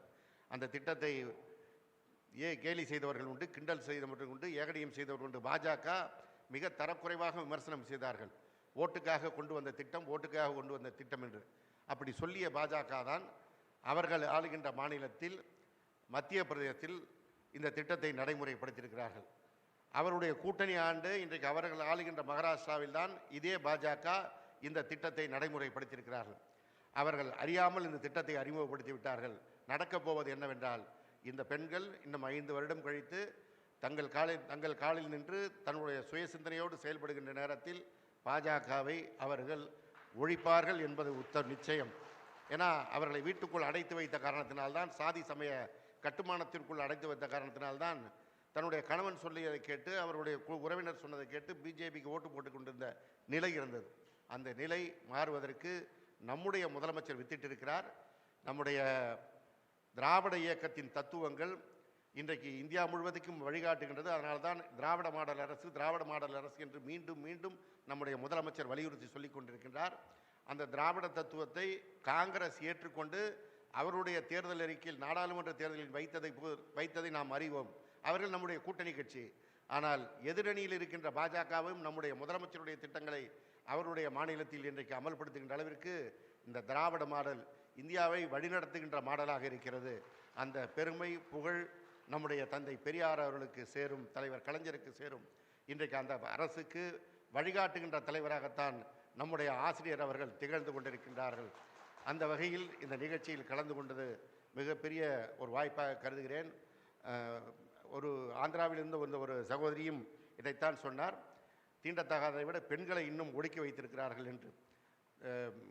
Ladies are oppressed more than untouchability, she told. But our Tamil Nadu government has given so many schemes to ladies, women. We are empowering women. It will lead India to, in our Tamil Nadu direction, one day whole India will follow the Dravidian policy. That day will come என்று தெரிவித்துக் கொண்டு நம்முடைய ஆசிரியர் அவர்கள் வைக்கம் நிகழ்விற்கு பேருந்து ஏற்பாடு செய்ய வேண்டும் என்று அன்பு கட்டளையிட்டார்கள். அதை ஒரு வாய்ப்பாக கருதி அந்த கடமையை நிறைவேற்றினேன்.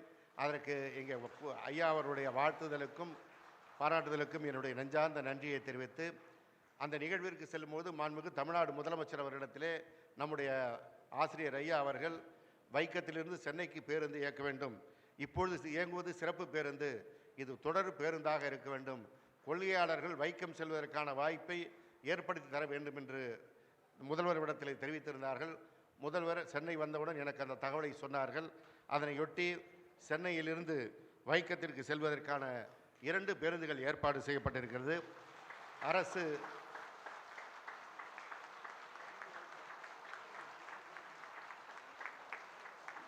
அரசு விரைவு போக்குவரத்து கழகத்தின் சார்பாக தினம்தோறும் மாலை 4 மணிக்கு கிளம்புகின்ற அந்த பேருந்து இதே திருச்சி வழியாக வைக்கம் சென்றடையும். மாலை 4 மணி புறப்பட்டு காலை 8:30 மணிக்கு வைக்கத்திற்கு செல்லும். தினம்தோறும் வைக்கத்தில் மாலை 3:30க்கு புறப்படுகின்ற பேருந்து சென்னைக்கு காலை 8 மணிக்கு வந்தடையும். 697 கிலோமீட்டர் பயணிக்க இருக்கின்ற அந்த பயணத்திற்கு 810 ரூபாய் என்ற கட்டணம் நிர்ணயிக்கப்பட்டிருக்கிறது. ஒரு இயக்கத்தினுடைய கொள்கை எந்த வெற்றியை நோக்கி செல்கிறது என்பதற்கு இந்த பயணம் சிறப்பான உறுதியான செயல் திட்டமாக இருக்கும். அந்த செயல் திட்டம் நம்முடைய கொள்கை வெற்றிக்கு ஒரு எடுத்துக்காட்டாக இருக்கும் என்பதை தெரிவித்து, those from other states. I want to announce this as per our Austria's request to our Honorable CM. Honorable CM advised me to arrange buses from Chennai to Vaikam, where our Periyar struggle for the oppressed people in recent days on the presence of our Austrian, our Chief Minister and Honorable Kerala Chief Minister declared open that memorial buildings. Our government arranged 2 buses from Chennai to Vaikam. One from Chennai will start by evening 4 and reach by morning 8:30 Vaikam. Another bus will start from Vaikam by evening 3:30 and will reach Chennai by morning 8. So it will show the victory of our Dravidian policy. Thank you so much. Thank you.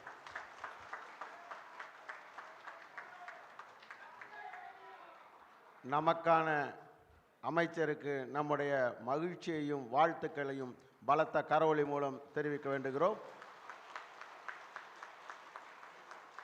இந்த அமர்வினுடைய தலைவர் ஐயா கருணாநிதி அவர்களுக்கு பகுத்தறிவாளர் கழகத்தின் பொதுச் செயலாளர் தமிழ் பிரபாகரன் அவர்கள் சிறப்பு செய்வார்கள்.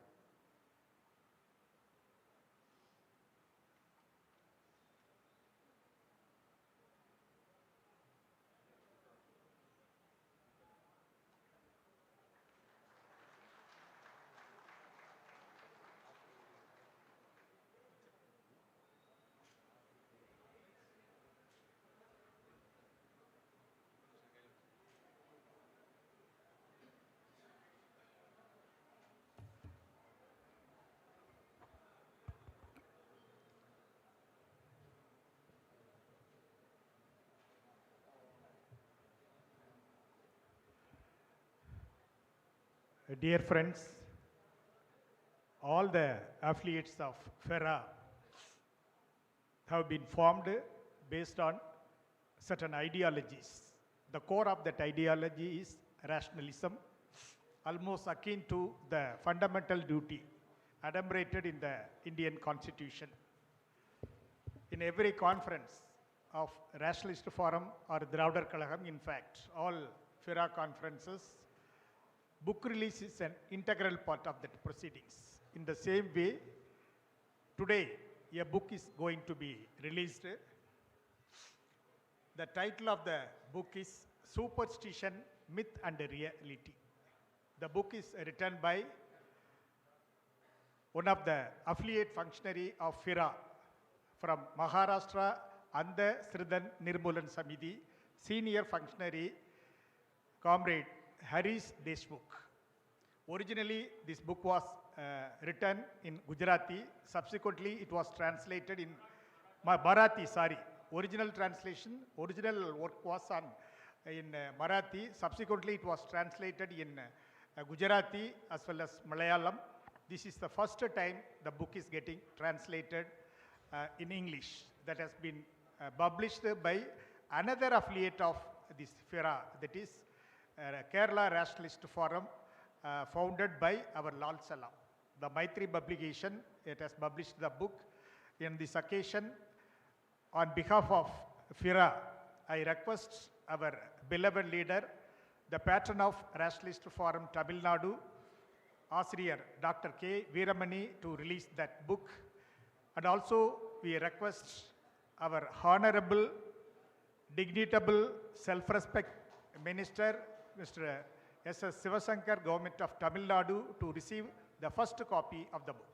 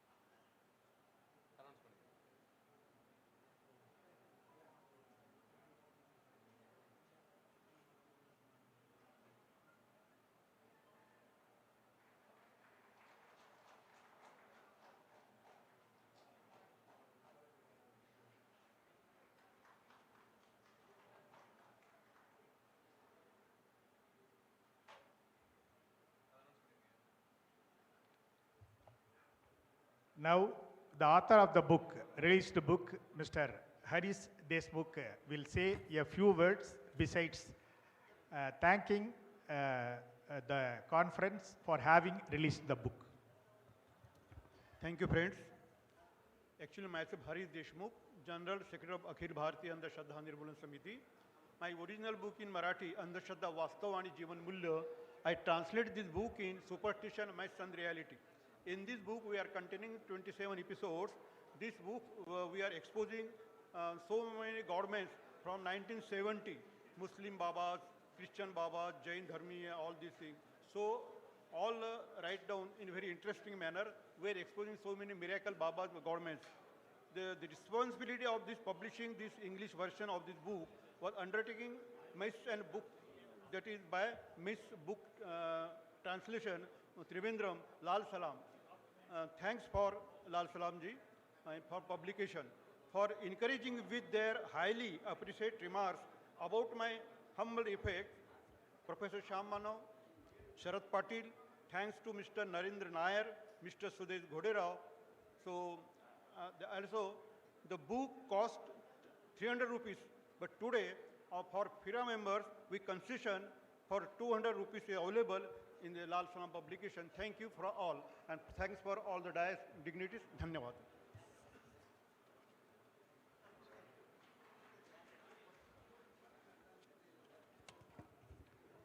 Thank you, Mr. Deshmukh. Now I request our Supriya Banerjee from Bengal, who has translated Thandai Periyar's works in Bengal. He was felicitated yesterday. He wants to express his gratitude. I request Mr. Supriya Banerjee here.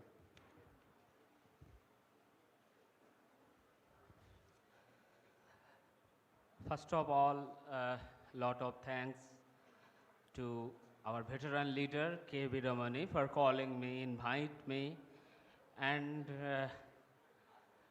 last day I honored by FIRA, so I thanks to FIRA and Tamil Rationalist Forum.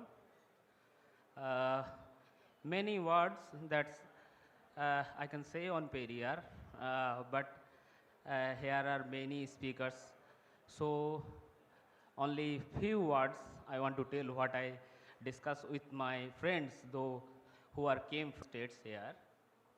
First of all, that when I decided to come here, my friends tell me that that is a Tamil land. Yes, it is a Tamil land.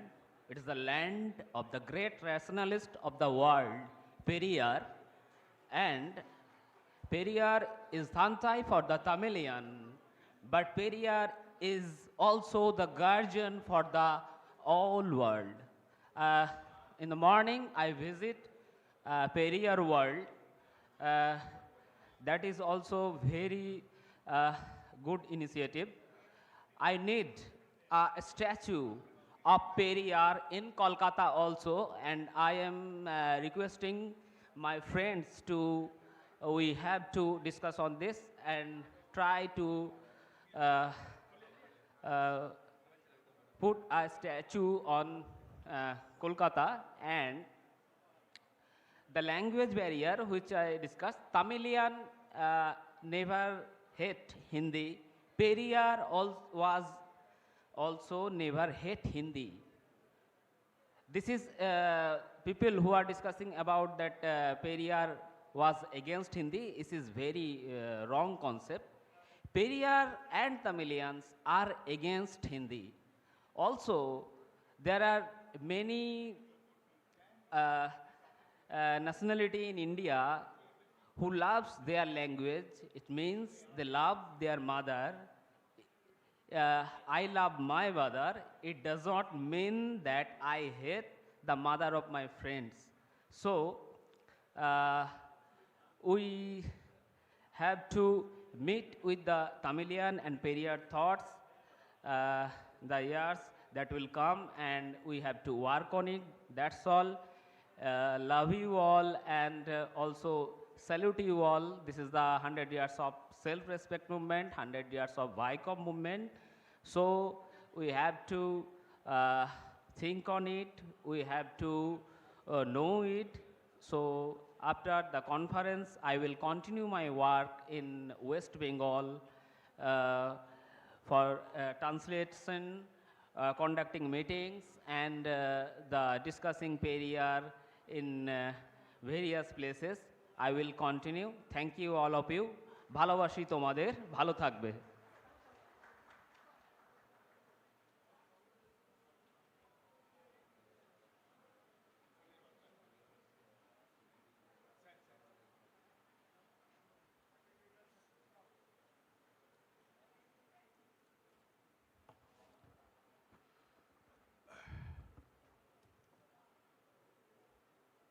For the last one day, and that is being continued today also, 2-day conference. We are continuing with the participation of almost the vital affiliates of FIRA. On this occasion, of course, all of us are remembering one great personality who was instrumental for the functioning of FIRA, Federation of Indian Rationalist Associations. As far as my personal association as the functionary of the Rationalist Forum for about 10 years during that period, we considered, Rationalist Forum, we considered there were 2 pillars for FIRA. The one pillar is still guiding us, that is Professor Narendra Naik. That another pillar is the great rationalist, the founder of Kerala Yuktivadi Sangam, U. Kalanathan. Actually, in one way, that one pillar, Professor Narendra Naik was carrying on the activities of FIRA throughout the country, unmindful of his personal health. Personally, I have experienced my association with him. Similarly, Kalanathan was committed himself a lot for the coordinated functioning of the FIRA as National Secretary. He is the national president, still he is the national president. Our wish, he has to continue as national president for future also. National Secretary was U. Kalanathan. He conducted coordinated so many conferences.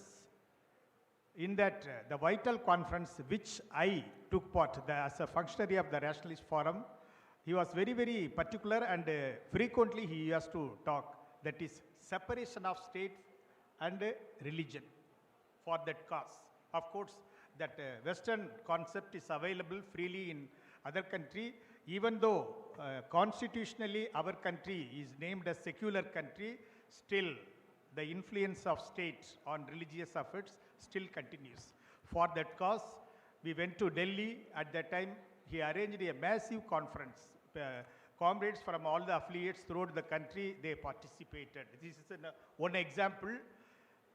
Similarly, he has contributed a lot, U. Kalanathan. In fact, in honor of the contribution of U. Kalanathan sir, we have named the dais of this 2-day conference in the name of Kalanathan Dais. That is, the FIRA pays respect to the contributions of made by Mr. Kalanathan. After the speech, Asriya Dr. Veeramani, Kerala Yuktivadi Sangam, they are going to announce a memorial has to be established in honor of U. Kalanathan. The details will be elaborately narrated by the Kerala Yuktivadi Sangam with this brief announcement. We are also, as affiliates of FIRA, we are also very particular about the proposed memorial that is going to be established in honor of Kalanathan. Thank you.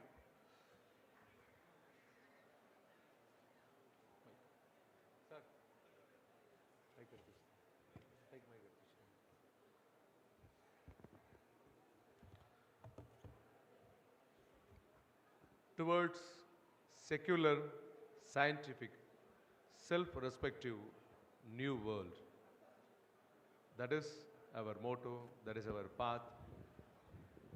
Our beloved leader, Asiriyar K.Veeramani, guide us in the path.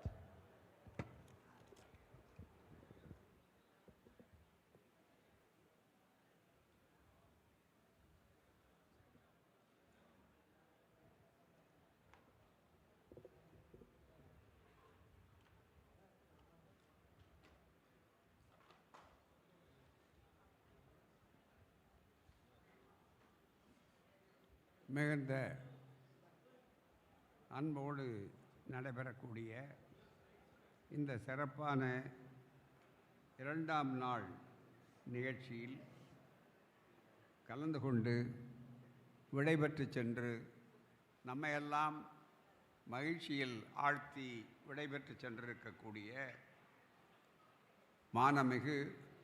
மாண்புமிகு அமைச்சர் சிவசங்கர் அவர்களே, இந்த நிகழ்வுக்கு தலைமையேற்றிருக்கக்கூடிய திராவிடர் கழகத்தினுடைய வெளியுறவு துறை செயலாளரும் அனைத்து இந்திய பிற்படுத்தப்பட்டோர் நலத்தினுடைய பொதுச் செயலாளர் அமைப்பினுடைய பொதுச் செயலாளருமான திரு ஜி. கருணாநிதி அவர்களே, இந்த நிகழ்ச்சியிலே காலையில் ஒரு நீண்ட பெரியார் நடைப்பயணம் வாக்கத்தான், அதே போல் விசிட் டு பெரியார் வேர்ல்ட் என்பதை மிக சிறப்பாக பல மாநிலங்களிலே இருந்து வந்திருக்கக்கூடிய நம்முடைய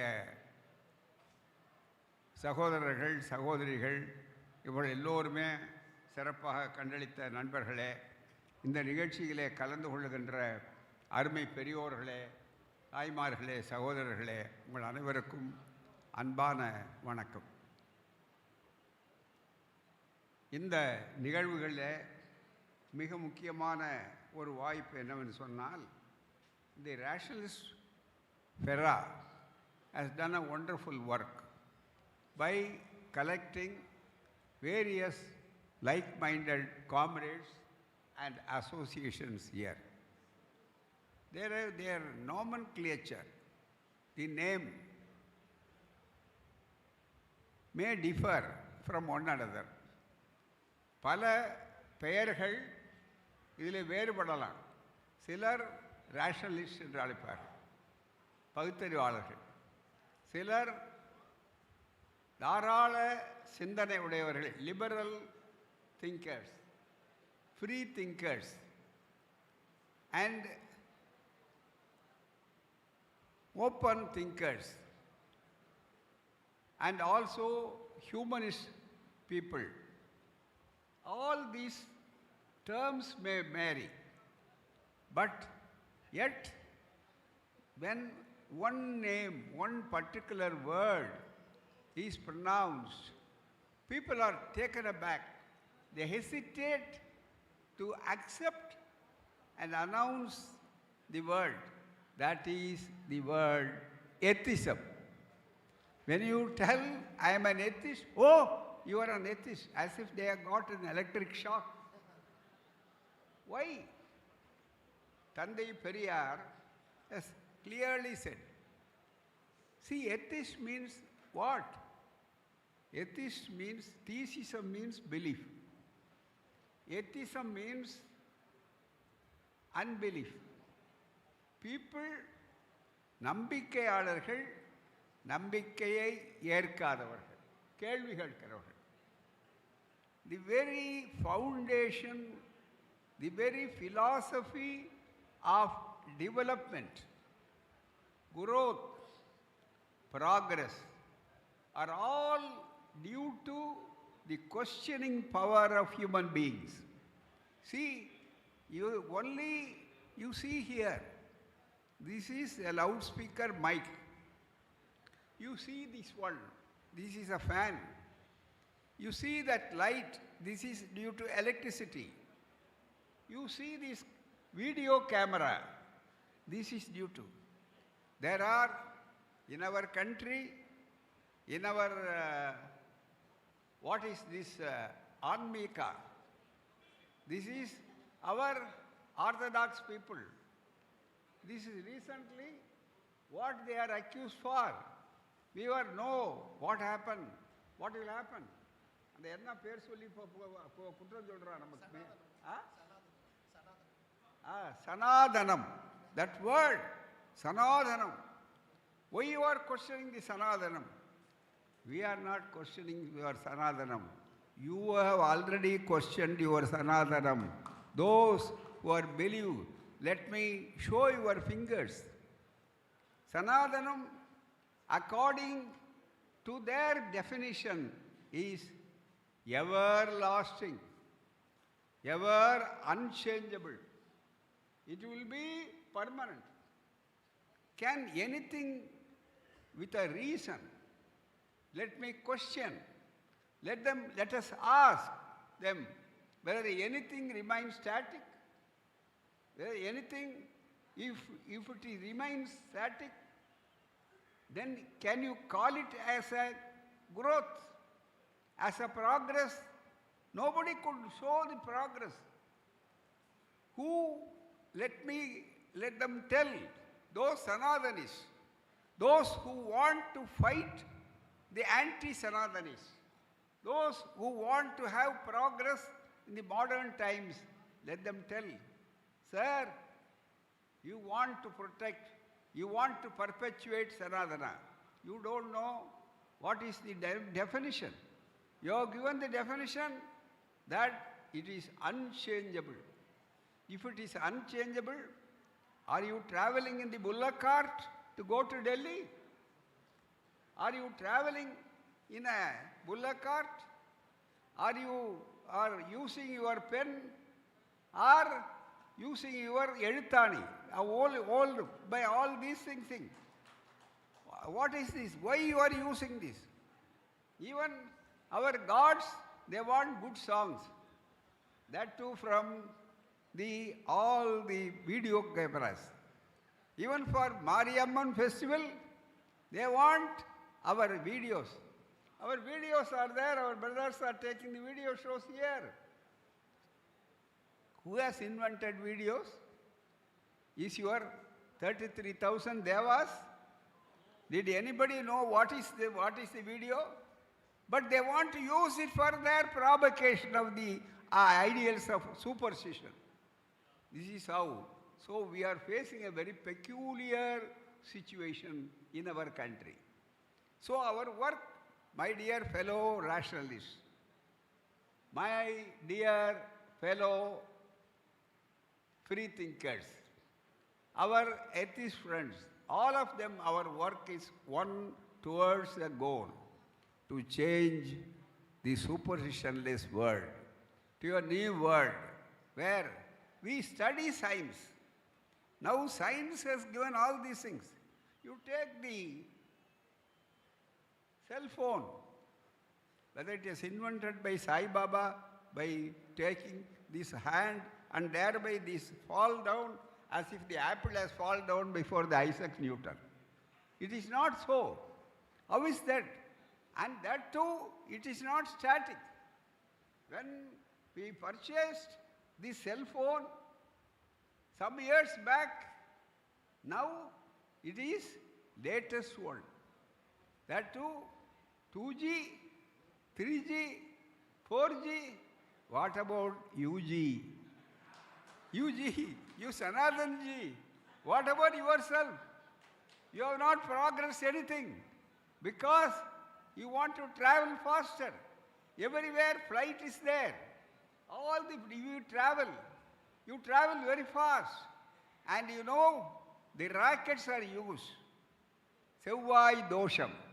In olden days, they used to call it Sevvai dosham. No, it is a bad omen. I want to start it in an auspicious day. How this? And this is Vastu Shastra. Now latest invention by these people was nothing but Vastu Shastra. Where is Vastu? And nowadays we see a peculiar new boards everywhere. Vastu specialist, as if he is a cardiologist specialist, heart specialist, all people, whether they have qualified for that, is it not shame on your part? You see, one question, and our Narendra Tabolkar has written a beautiful book in this, and he has given new chapter about the Vastu Shastras. There is, you see here the two things. So let us spread the message to every nook and corner. That is our request to all our brothers and sisters. You know here, this movement, Periyar movement, see we always quote, some of you from other states, from other countries may think, why these people, the black shirts, always use long live Periyar, Periyar, Periyar. Why they are giving so much of importance? Periyar is not an hero worship. Periyar is not to propitiate an individual. It is a philosophy of self-respect that is more important. Dignity, that is more important. As I said yesterday, the caste system, they see the untouchability. What is that word?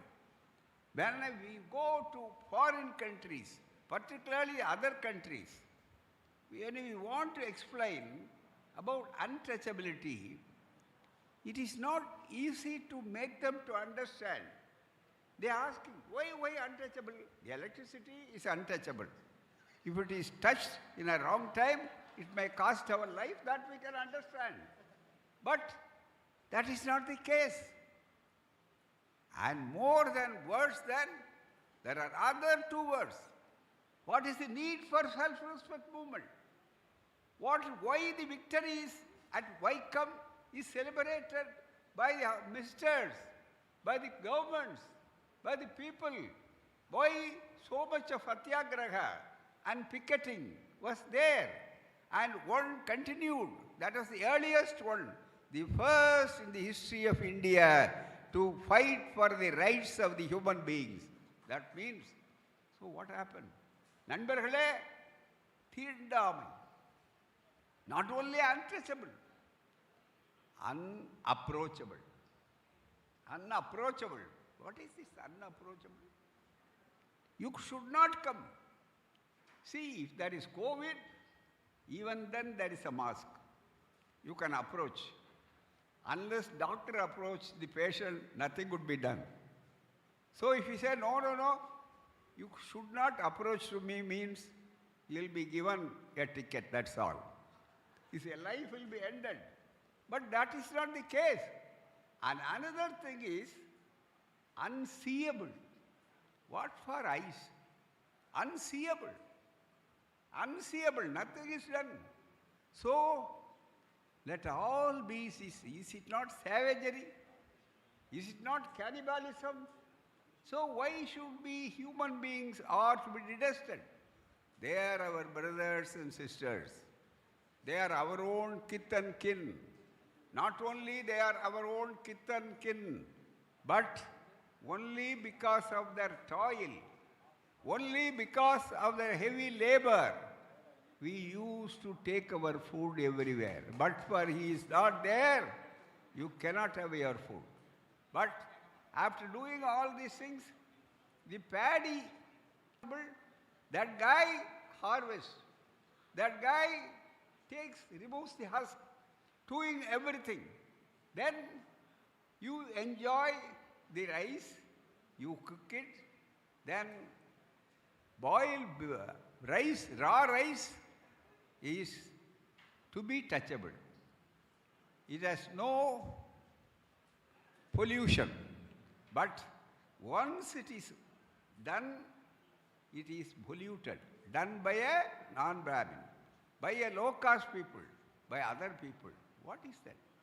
The pollution in science differs from pollution in your Sanadana. Pollution according to science is, you cannot use the water which is contaminated. That is pollution. That is understandable. That is curable. But what happens? This question, that is why these come. You cannot change only because you have changed. Only because we take the message from You see, questioning power. Why we have walked this morning? To promote scientific temper. How far? Even though the Constitution here it says 51A, it shall be the duty of every citizen of India to develop scientific temper,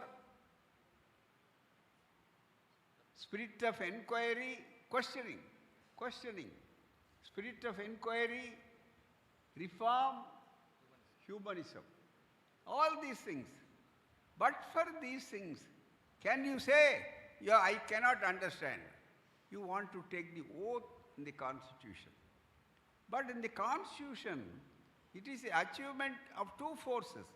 Even while drafting our Constitution, they were one side, they were Manuvadis. They were other side, they were liberals under the leadership of Baba Sahib Ambedkar and other people. But Ambedkar tried his level best to bring some of the progressive elements, progressive ideas, and philosophy of the Constitution should be based on that. அந்த மிகப்பெரிய அரசியல் சட்டத்தில் முற்போக்கு கருத்துக்களை நன்றாக உள்ளடக்க வேண்டும் என்று அவர் நினைத்த காரணத்தால் தான் முற்போக்கு கருத்துக்கள் என்று வருகிற நேரத்தில் நான் சொன்னதைப் போல மிக முக்கியமாக குறிப்பாக இந்த அரசியல் சட்டத்தினுடைய அடிப்படையில் இந்த அரசியல் சட்டத்தில் நேற்று கூட உங்களுக்கு எடுத்தாக சொன்னேன். I pointed out when there is a preamble. In the preamble, what happened there? All important items, very important, you know that, and to promote fraternity. See all these things. What is our demand? What is our goal? Why for the FIRA? Why for the Dravida Kazhagam? Why for the Dravidian movement? What for the Dravidian movement? We are spreading our message. We are encountering our opposition. We are not against anybody. In Tamil, Periyar, when he inaugurated the self-respect movement 100 years back, 2 words he has given, only 2 words. My dear brothers and sisters, please imprint in your mind 2 words. One is in Tamil, very simple. Tirundu alladu tiruthu. 2 words. What is meaning by tirundu alladu tiruthu? You please, if you find that my ideas are wrong, correct me. Correct me. I am prepared with open mind to change myself. Change me. Correct me. If you can, you do it. Otherwise, if we feel that you are wrong, don't hesitate, you change. That is the philosophy of self-respect movement. We are not here to anybody. You are saying, no, you are wounding the feelings. What is the wounding of the feelings? I am a doctor, he is a doctor. All this group was doctors for the diseases of the superstition. When we know, after analysis, that this disease cannot be cured, the disease of caste, disease of untouchability, disease of enslavement of human, this is superstition bound society. It is beyond, because the patient has to be admitted in the intensive care ward. His condition is very dangerous. He is in a dangerous DI list patient. Then what is the way out? If then the doctor will plainly tell, no, it cannot be cured by the physician's cure. Physician's cure means மருந்து மூலமாக குணப்படுத்துவது தான் physician cure. இப்போ cancer, புற்றுநோய், cancer, when they find out, the cancer at this stage is very, very secondary. It is not primitive. So, primary. When the primary stage is gone, and the secondary stage has set in, then what happens? Then clearly a group of doctors and the head of the doctor come to a conclusion, no, we will have to, hereafter to cure the patient, there is no alternative, there is no choice, only one, that is the surgeon's cure. You want to make a surgical operation, then only. Operation, you will have to lose your leg, you will have to lose your particular part of the body. But by losing your part of the body, you can save the patient. That is more important. No, I am very particular. My body should not be touched. It should be like that. If you say, then you must feel you have no right to live in this world. What happens? You cannot be reformed. That is the question. That is why, my dear brothers and sisters, the self-respect movement has started. Very simply, when Tamil Nadu, Tirukkural, very famous, common ethical book, Valluvar, 2,500 years ago, gave, without பிறப்புக்கும் எல்லா உயிருக்கும் சிறப்புவா செய்வான். No caste, all are equal when they are born. There is no discrimination. There should not discrimination against humanity. So, the caste is against it. Manu is against it. Sanathanam is against it. That is why we have nothing to. They say, no, you are wounding the feelings. Let me come to that point. Wounding the feeling. We are not wounding. The doctor, with a surgeon's cure, takes the knife, operates, surgery is done. He has no point in hesitating. Then he is wounding the patient. Some blood may come. Then only by pulses will out. Then only the patient will be cured. This is what our rationalist movement says. This is what our self-respect movement does. That is why we are here. So, let us all spread the message of self-respect. Let us all spread the nook and corner. Scientific temper, the spirit of inquiry is there. Everywhere we study science. In science also, they want to confuse the people. There are two kinds. One is science par excellence, science, real science. Another is pseudoscience. This is what our Narendra Nayak goes everywhere and all. What is this? Is only no mantra. This is only tantra. And all these things he educates. He has educated thousands and thousands of people. We owe a lot of to him. That is why we honor him. But his life in state. Because people, superstitious people, when they don't have the guts to answer our arguments, they plan somewhere else. So, we don't know how long we are going to live in this country. What kind? But whatever it is, we know. We have got the guts. Periyar was swimmed against the current. We, the self-respecters, we, the rationalists, take a pledge. We will have to pay any price if we want to expire, and we don't want to take it free. That is why be prepared for whatever it is. So, let us save the message to everywhere. Superstition in various ways. And scientific, in this country particularly, our work is very, very hard, very, very difficult. And we want to swim against the current because once there is a dictum, there is a maxim, you spread science, superstition will go away. Whether it is 100% correct? No. Now, what happens is, the people, the reactionary forces, the people who want to spread, and they have caught hold the electronic media, caught hold the science. They say, no, it is astrological. This is astrology and logic. Astrology, Kankanida Jodiyam. And the astrology is old and days different. Now, this is computer astrology. What is this computer astrology? And you know, Kili Joseph, when they go and take the parrot in a cage, they want to know how much of parrot is having the answer, and they want to go and see all these things. So all these things we have brought out this kind. So I don't want to take much of our time. I will have to address the evening also public session along with our many things. I am very happy.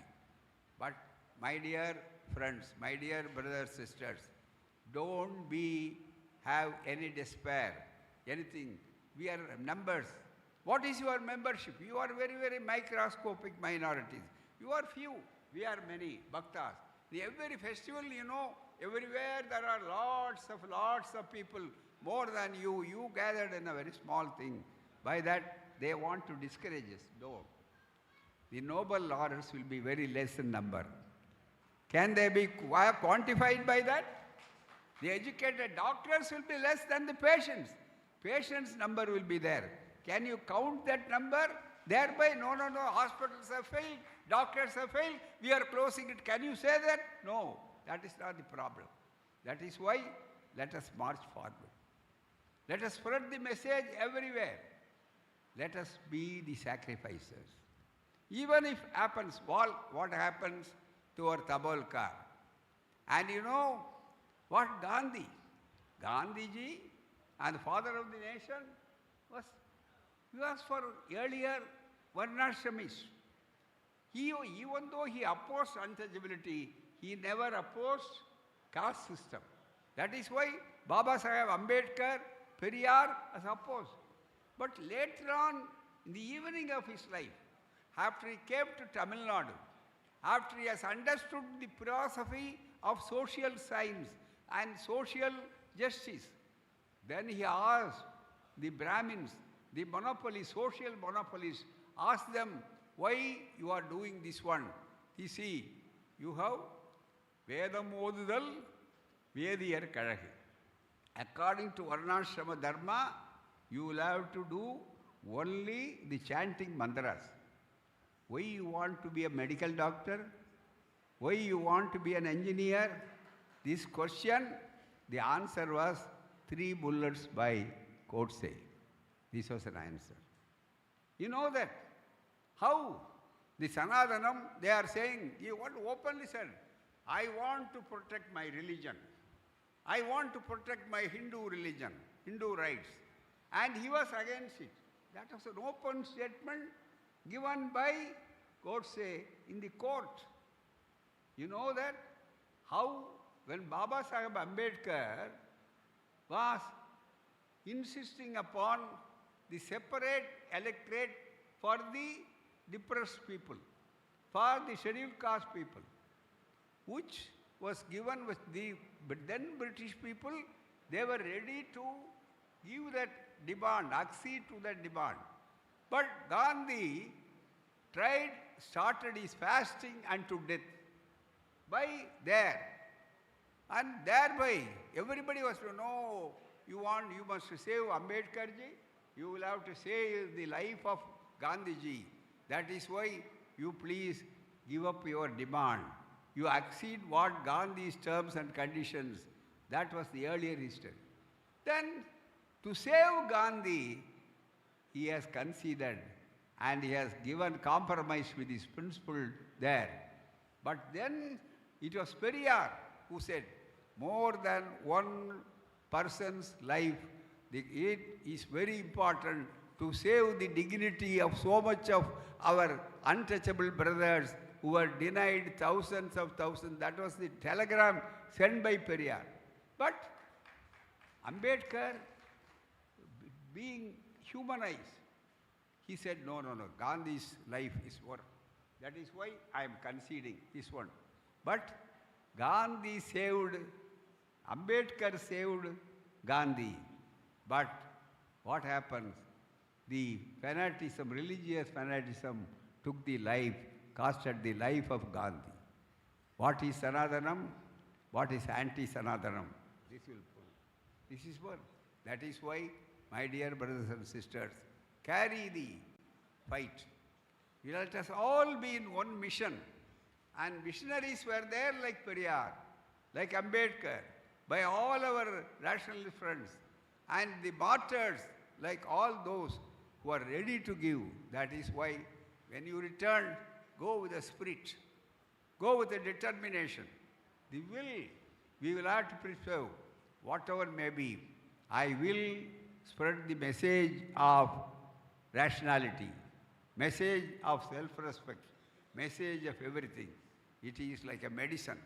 The people simply, you ask them, whenever somebody opposes, why you are taking medicine? Not because the doctor has given a prescription, not because the drugstore is open. To patronize the drugstore, are we taking the medicine? No. Only to guard from the disease ourselves. Only to be out of our disease. That is why we are taking the medicine. Like that, impress upon the people, make them to understand, but the one warning, that is more important. When you want to take the medicine, and what is another? No, it is permanent. But when you see the medicine, then after purchasing the medicine, you will see what is the expiry date. That is more important. If it is an expired medicine, then it is worthless. It won't work. So now, Sanadana is an worthless, which is out of date of inquiry. Date already expired date.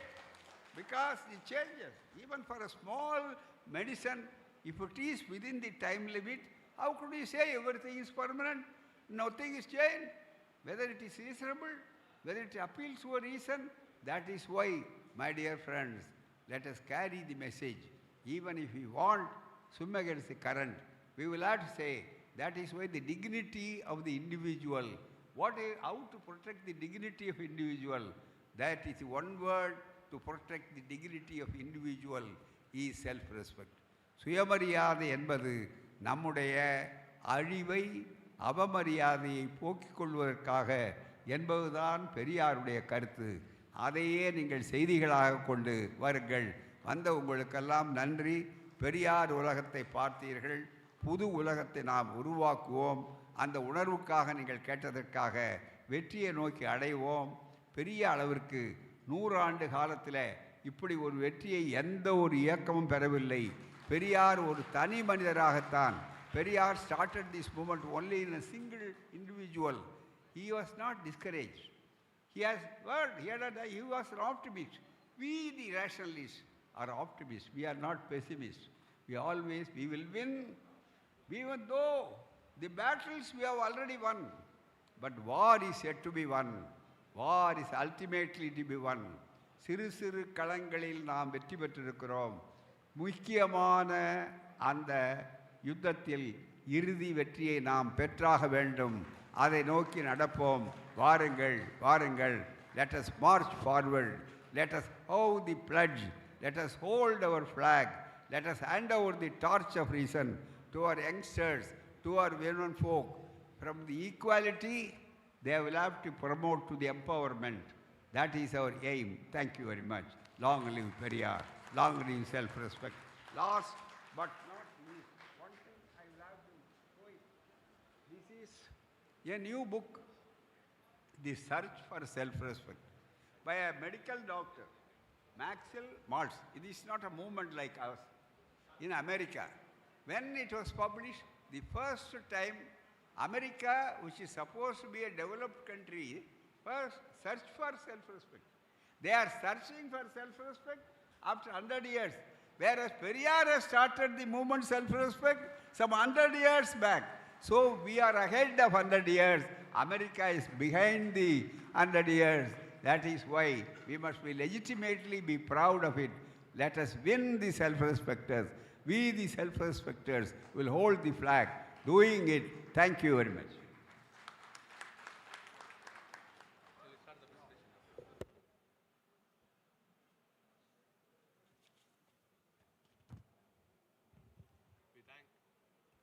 We thank our beloved Asiriyar for his great contribution and guidance towards a self-respective, secular and scientific world.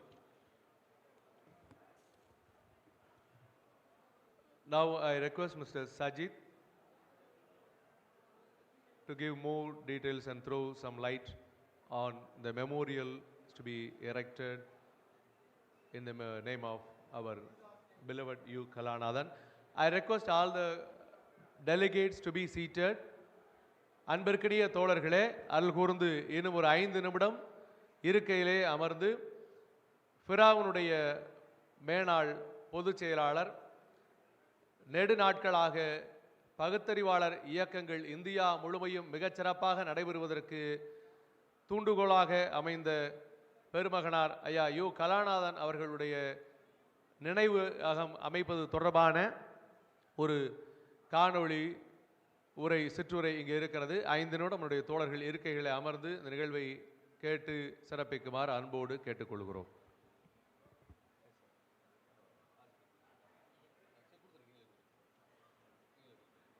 அதுக்கு முன்னதாக பெரியார் உலகத்திற்கு ஐயா கோ தனசேகரன் அவர்கள் நன்றியை வழங்குகிறார்கள்.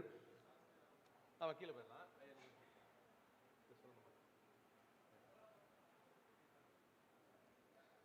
பெரியார் உலகத்திற்கு நம்முடைய பொறியாளர் ஐயா வேல்சோ நெடுமாறன் அவர்கள்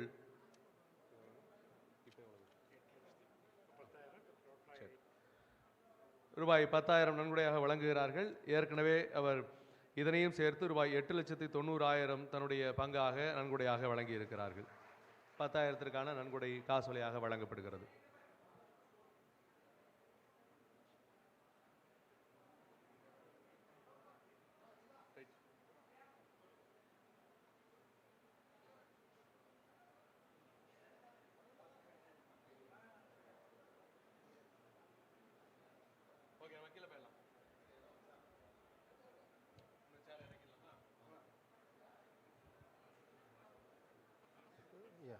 Good afternoon. I am Sajid from Kerala Science Trust, and with me I have got Mr. Sivadasan, who is in charge of the trust, Association of Secular and Scientific Education Trust.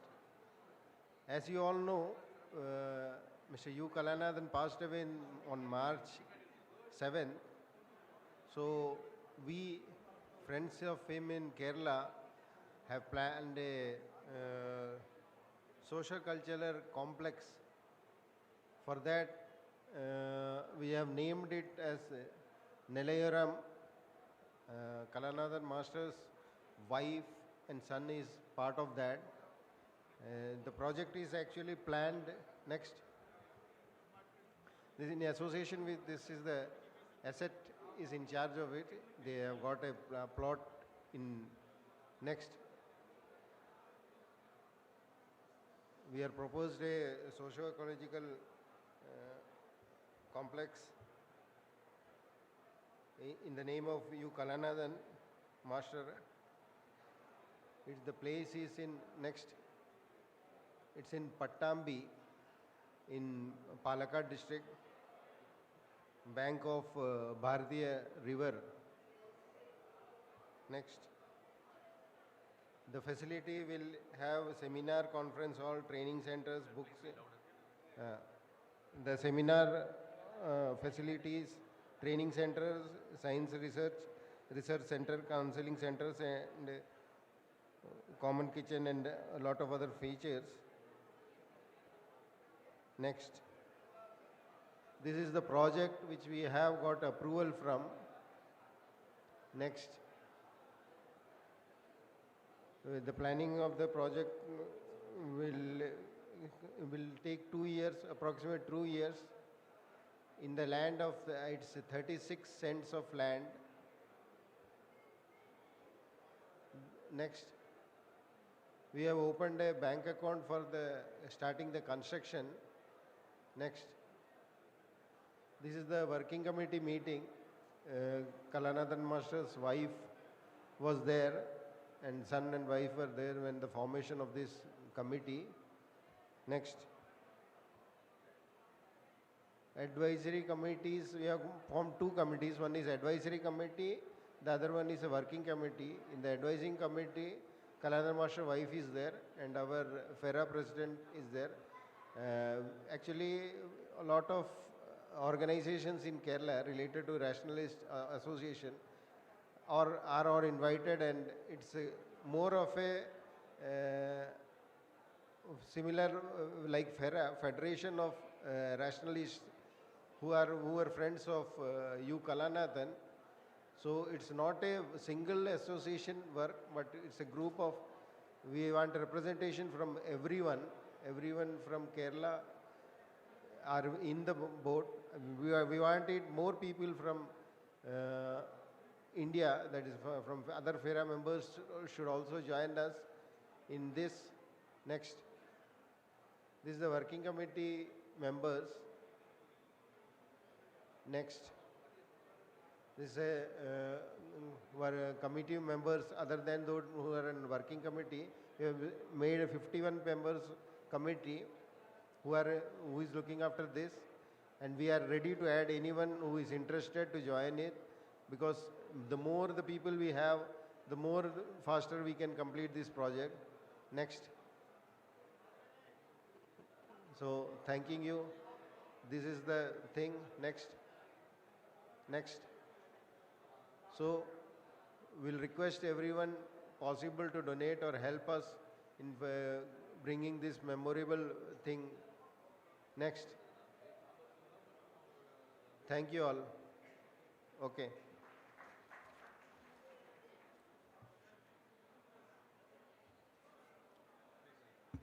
Friends, on behalf of myself, I am announcing a contribution of 50,000 from myself for this project. Now, all member organizations of FIRA, please listen. After lunch, please come to College of Pharmacy, where our organizational meeting is going to take place. Election of office bearers, the new executive committee is going to be done. It is going to start at 2 p.m. at College of Pharmacy.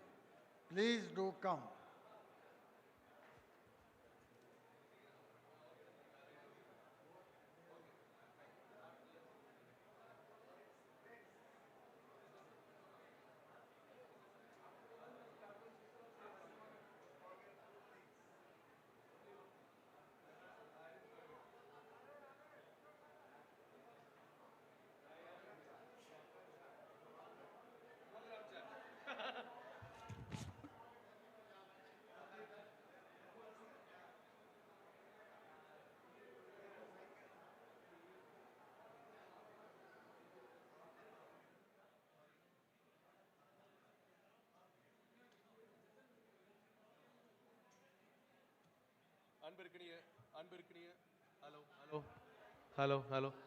அன்பிற்கினிய தோழர்களே, மதிய உணவு இடைவேளை. இப்போது உணவு இடைவேளைக்கு பிறகு அமர்வுகள் இருக்கின்றன.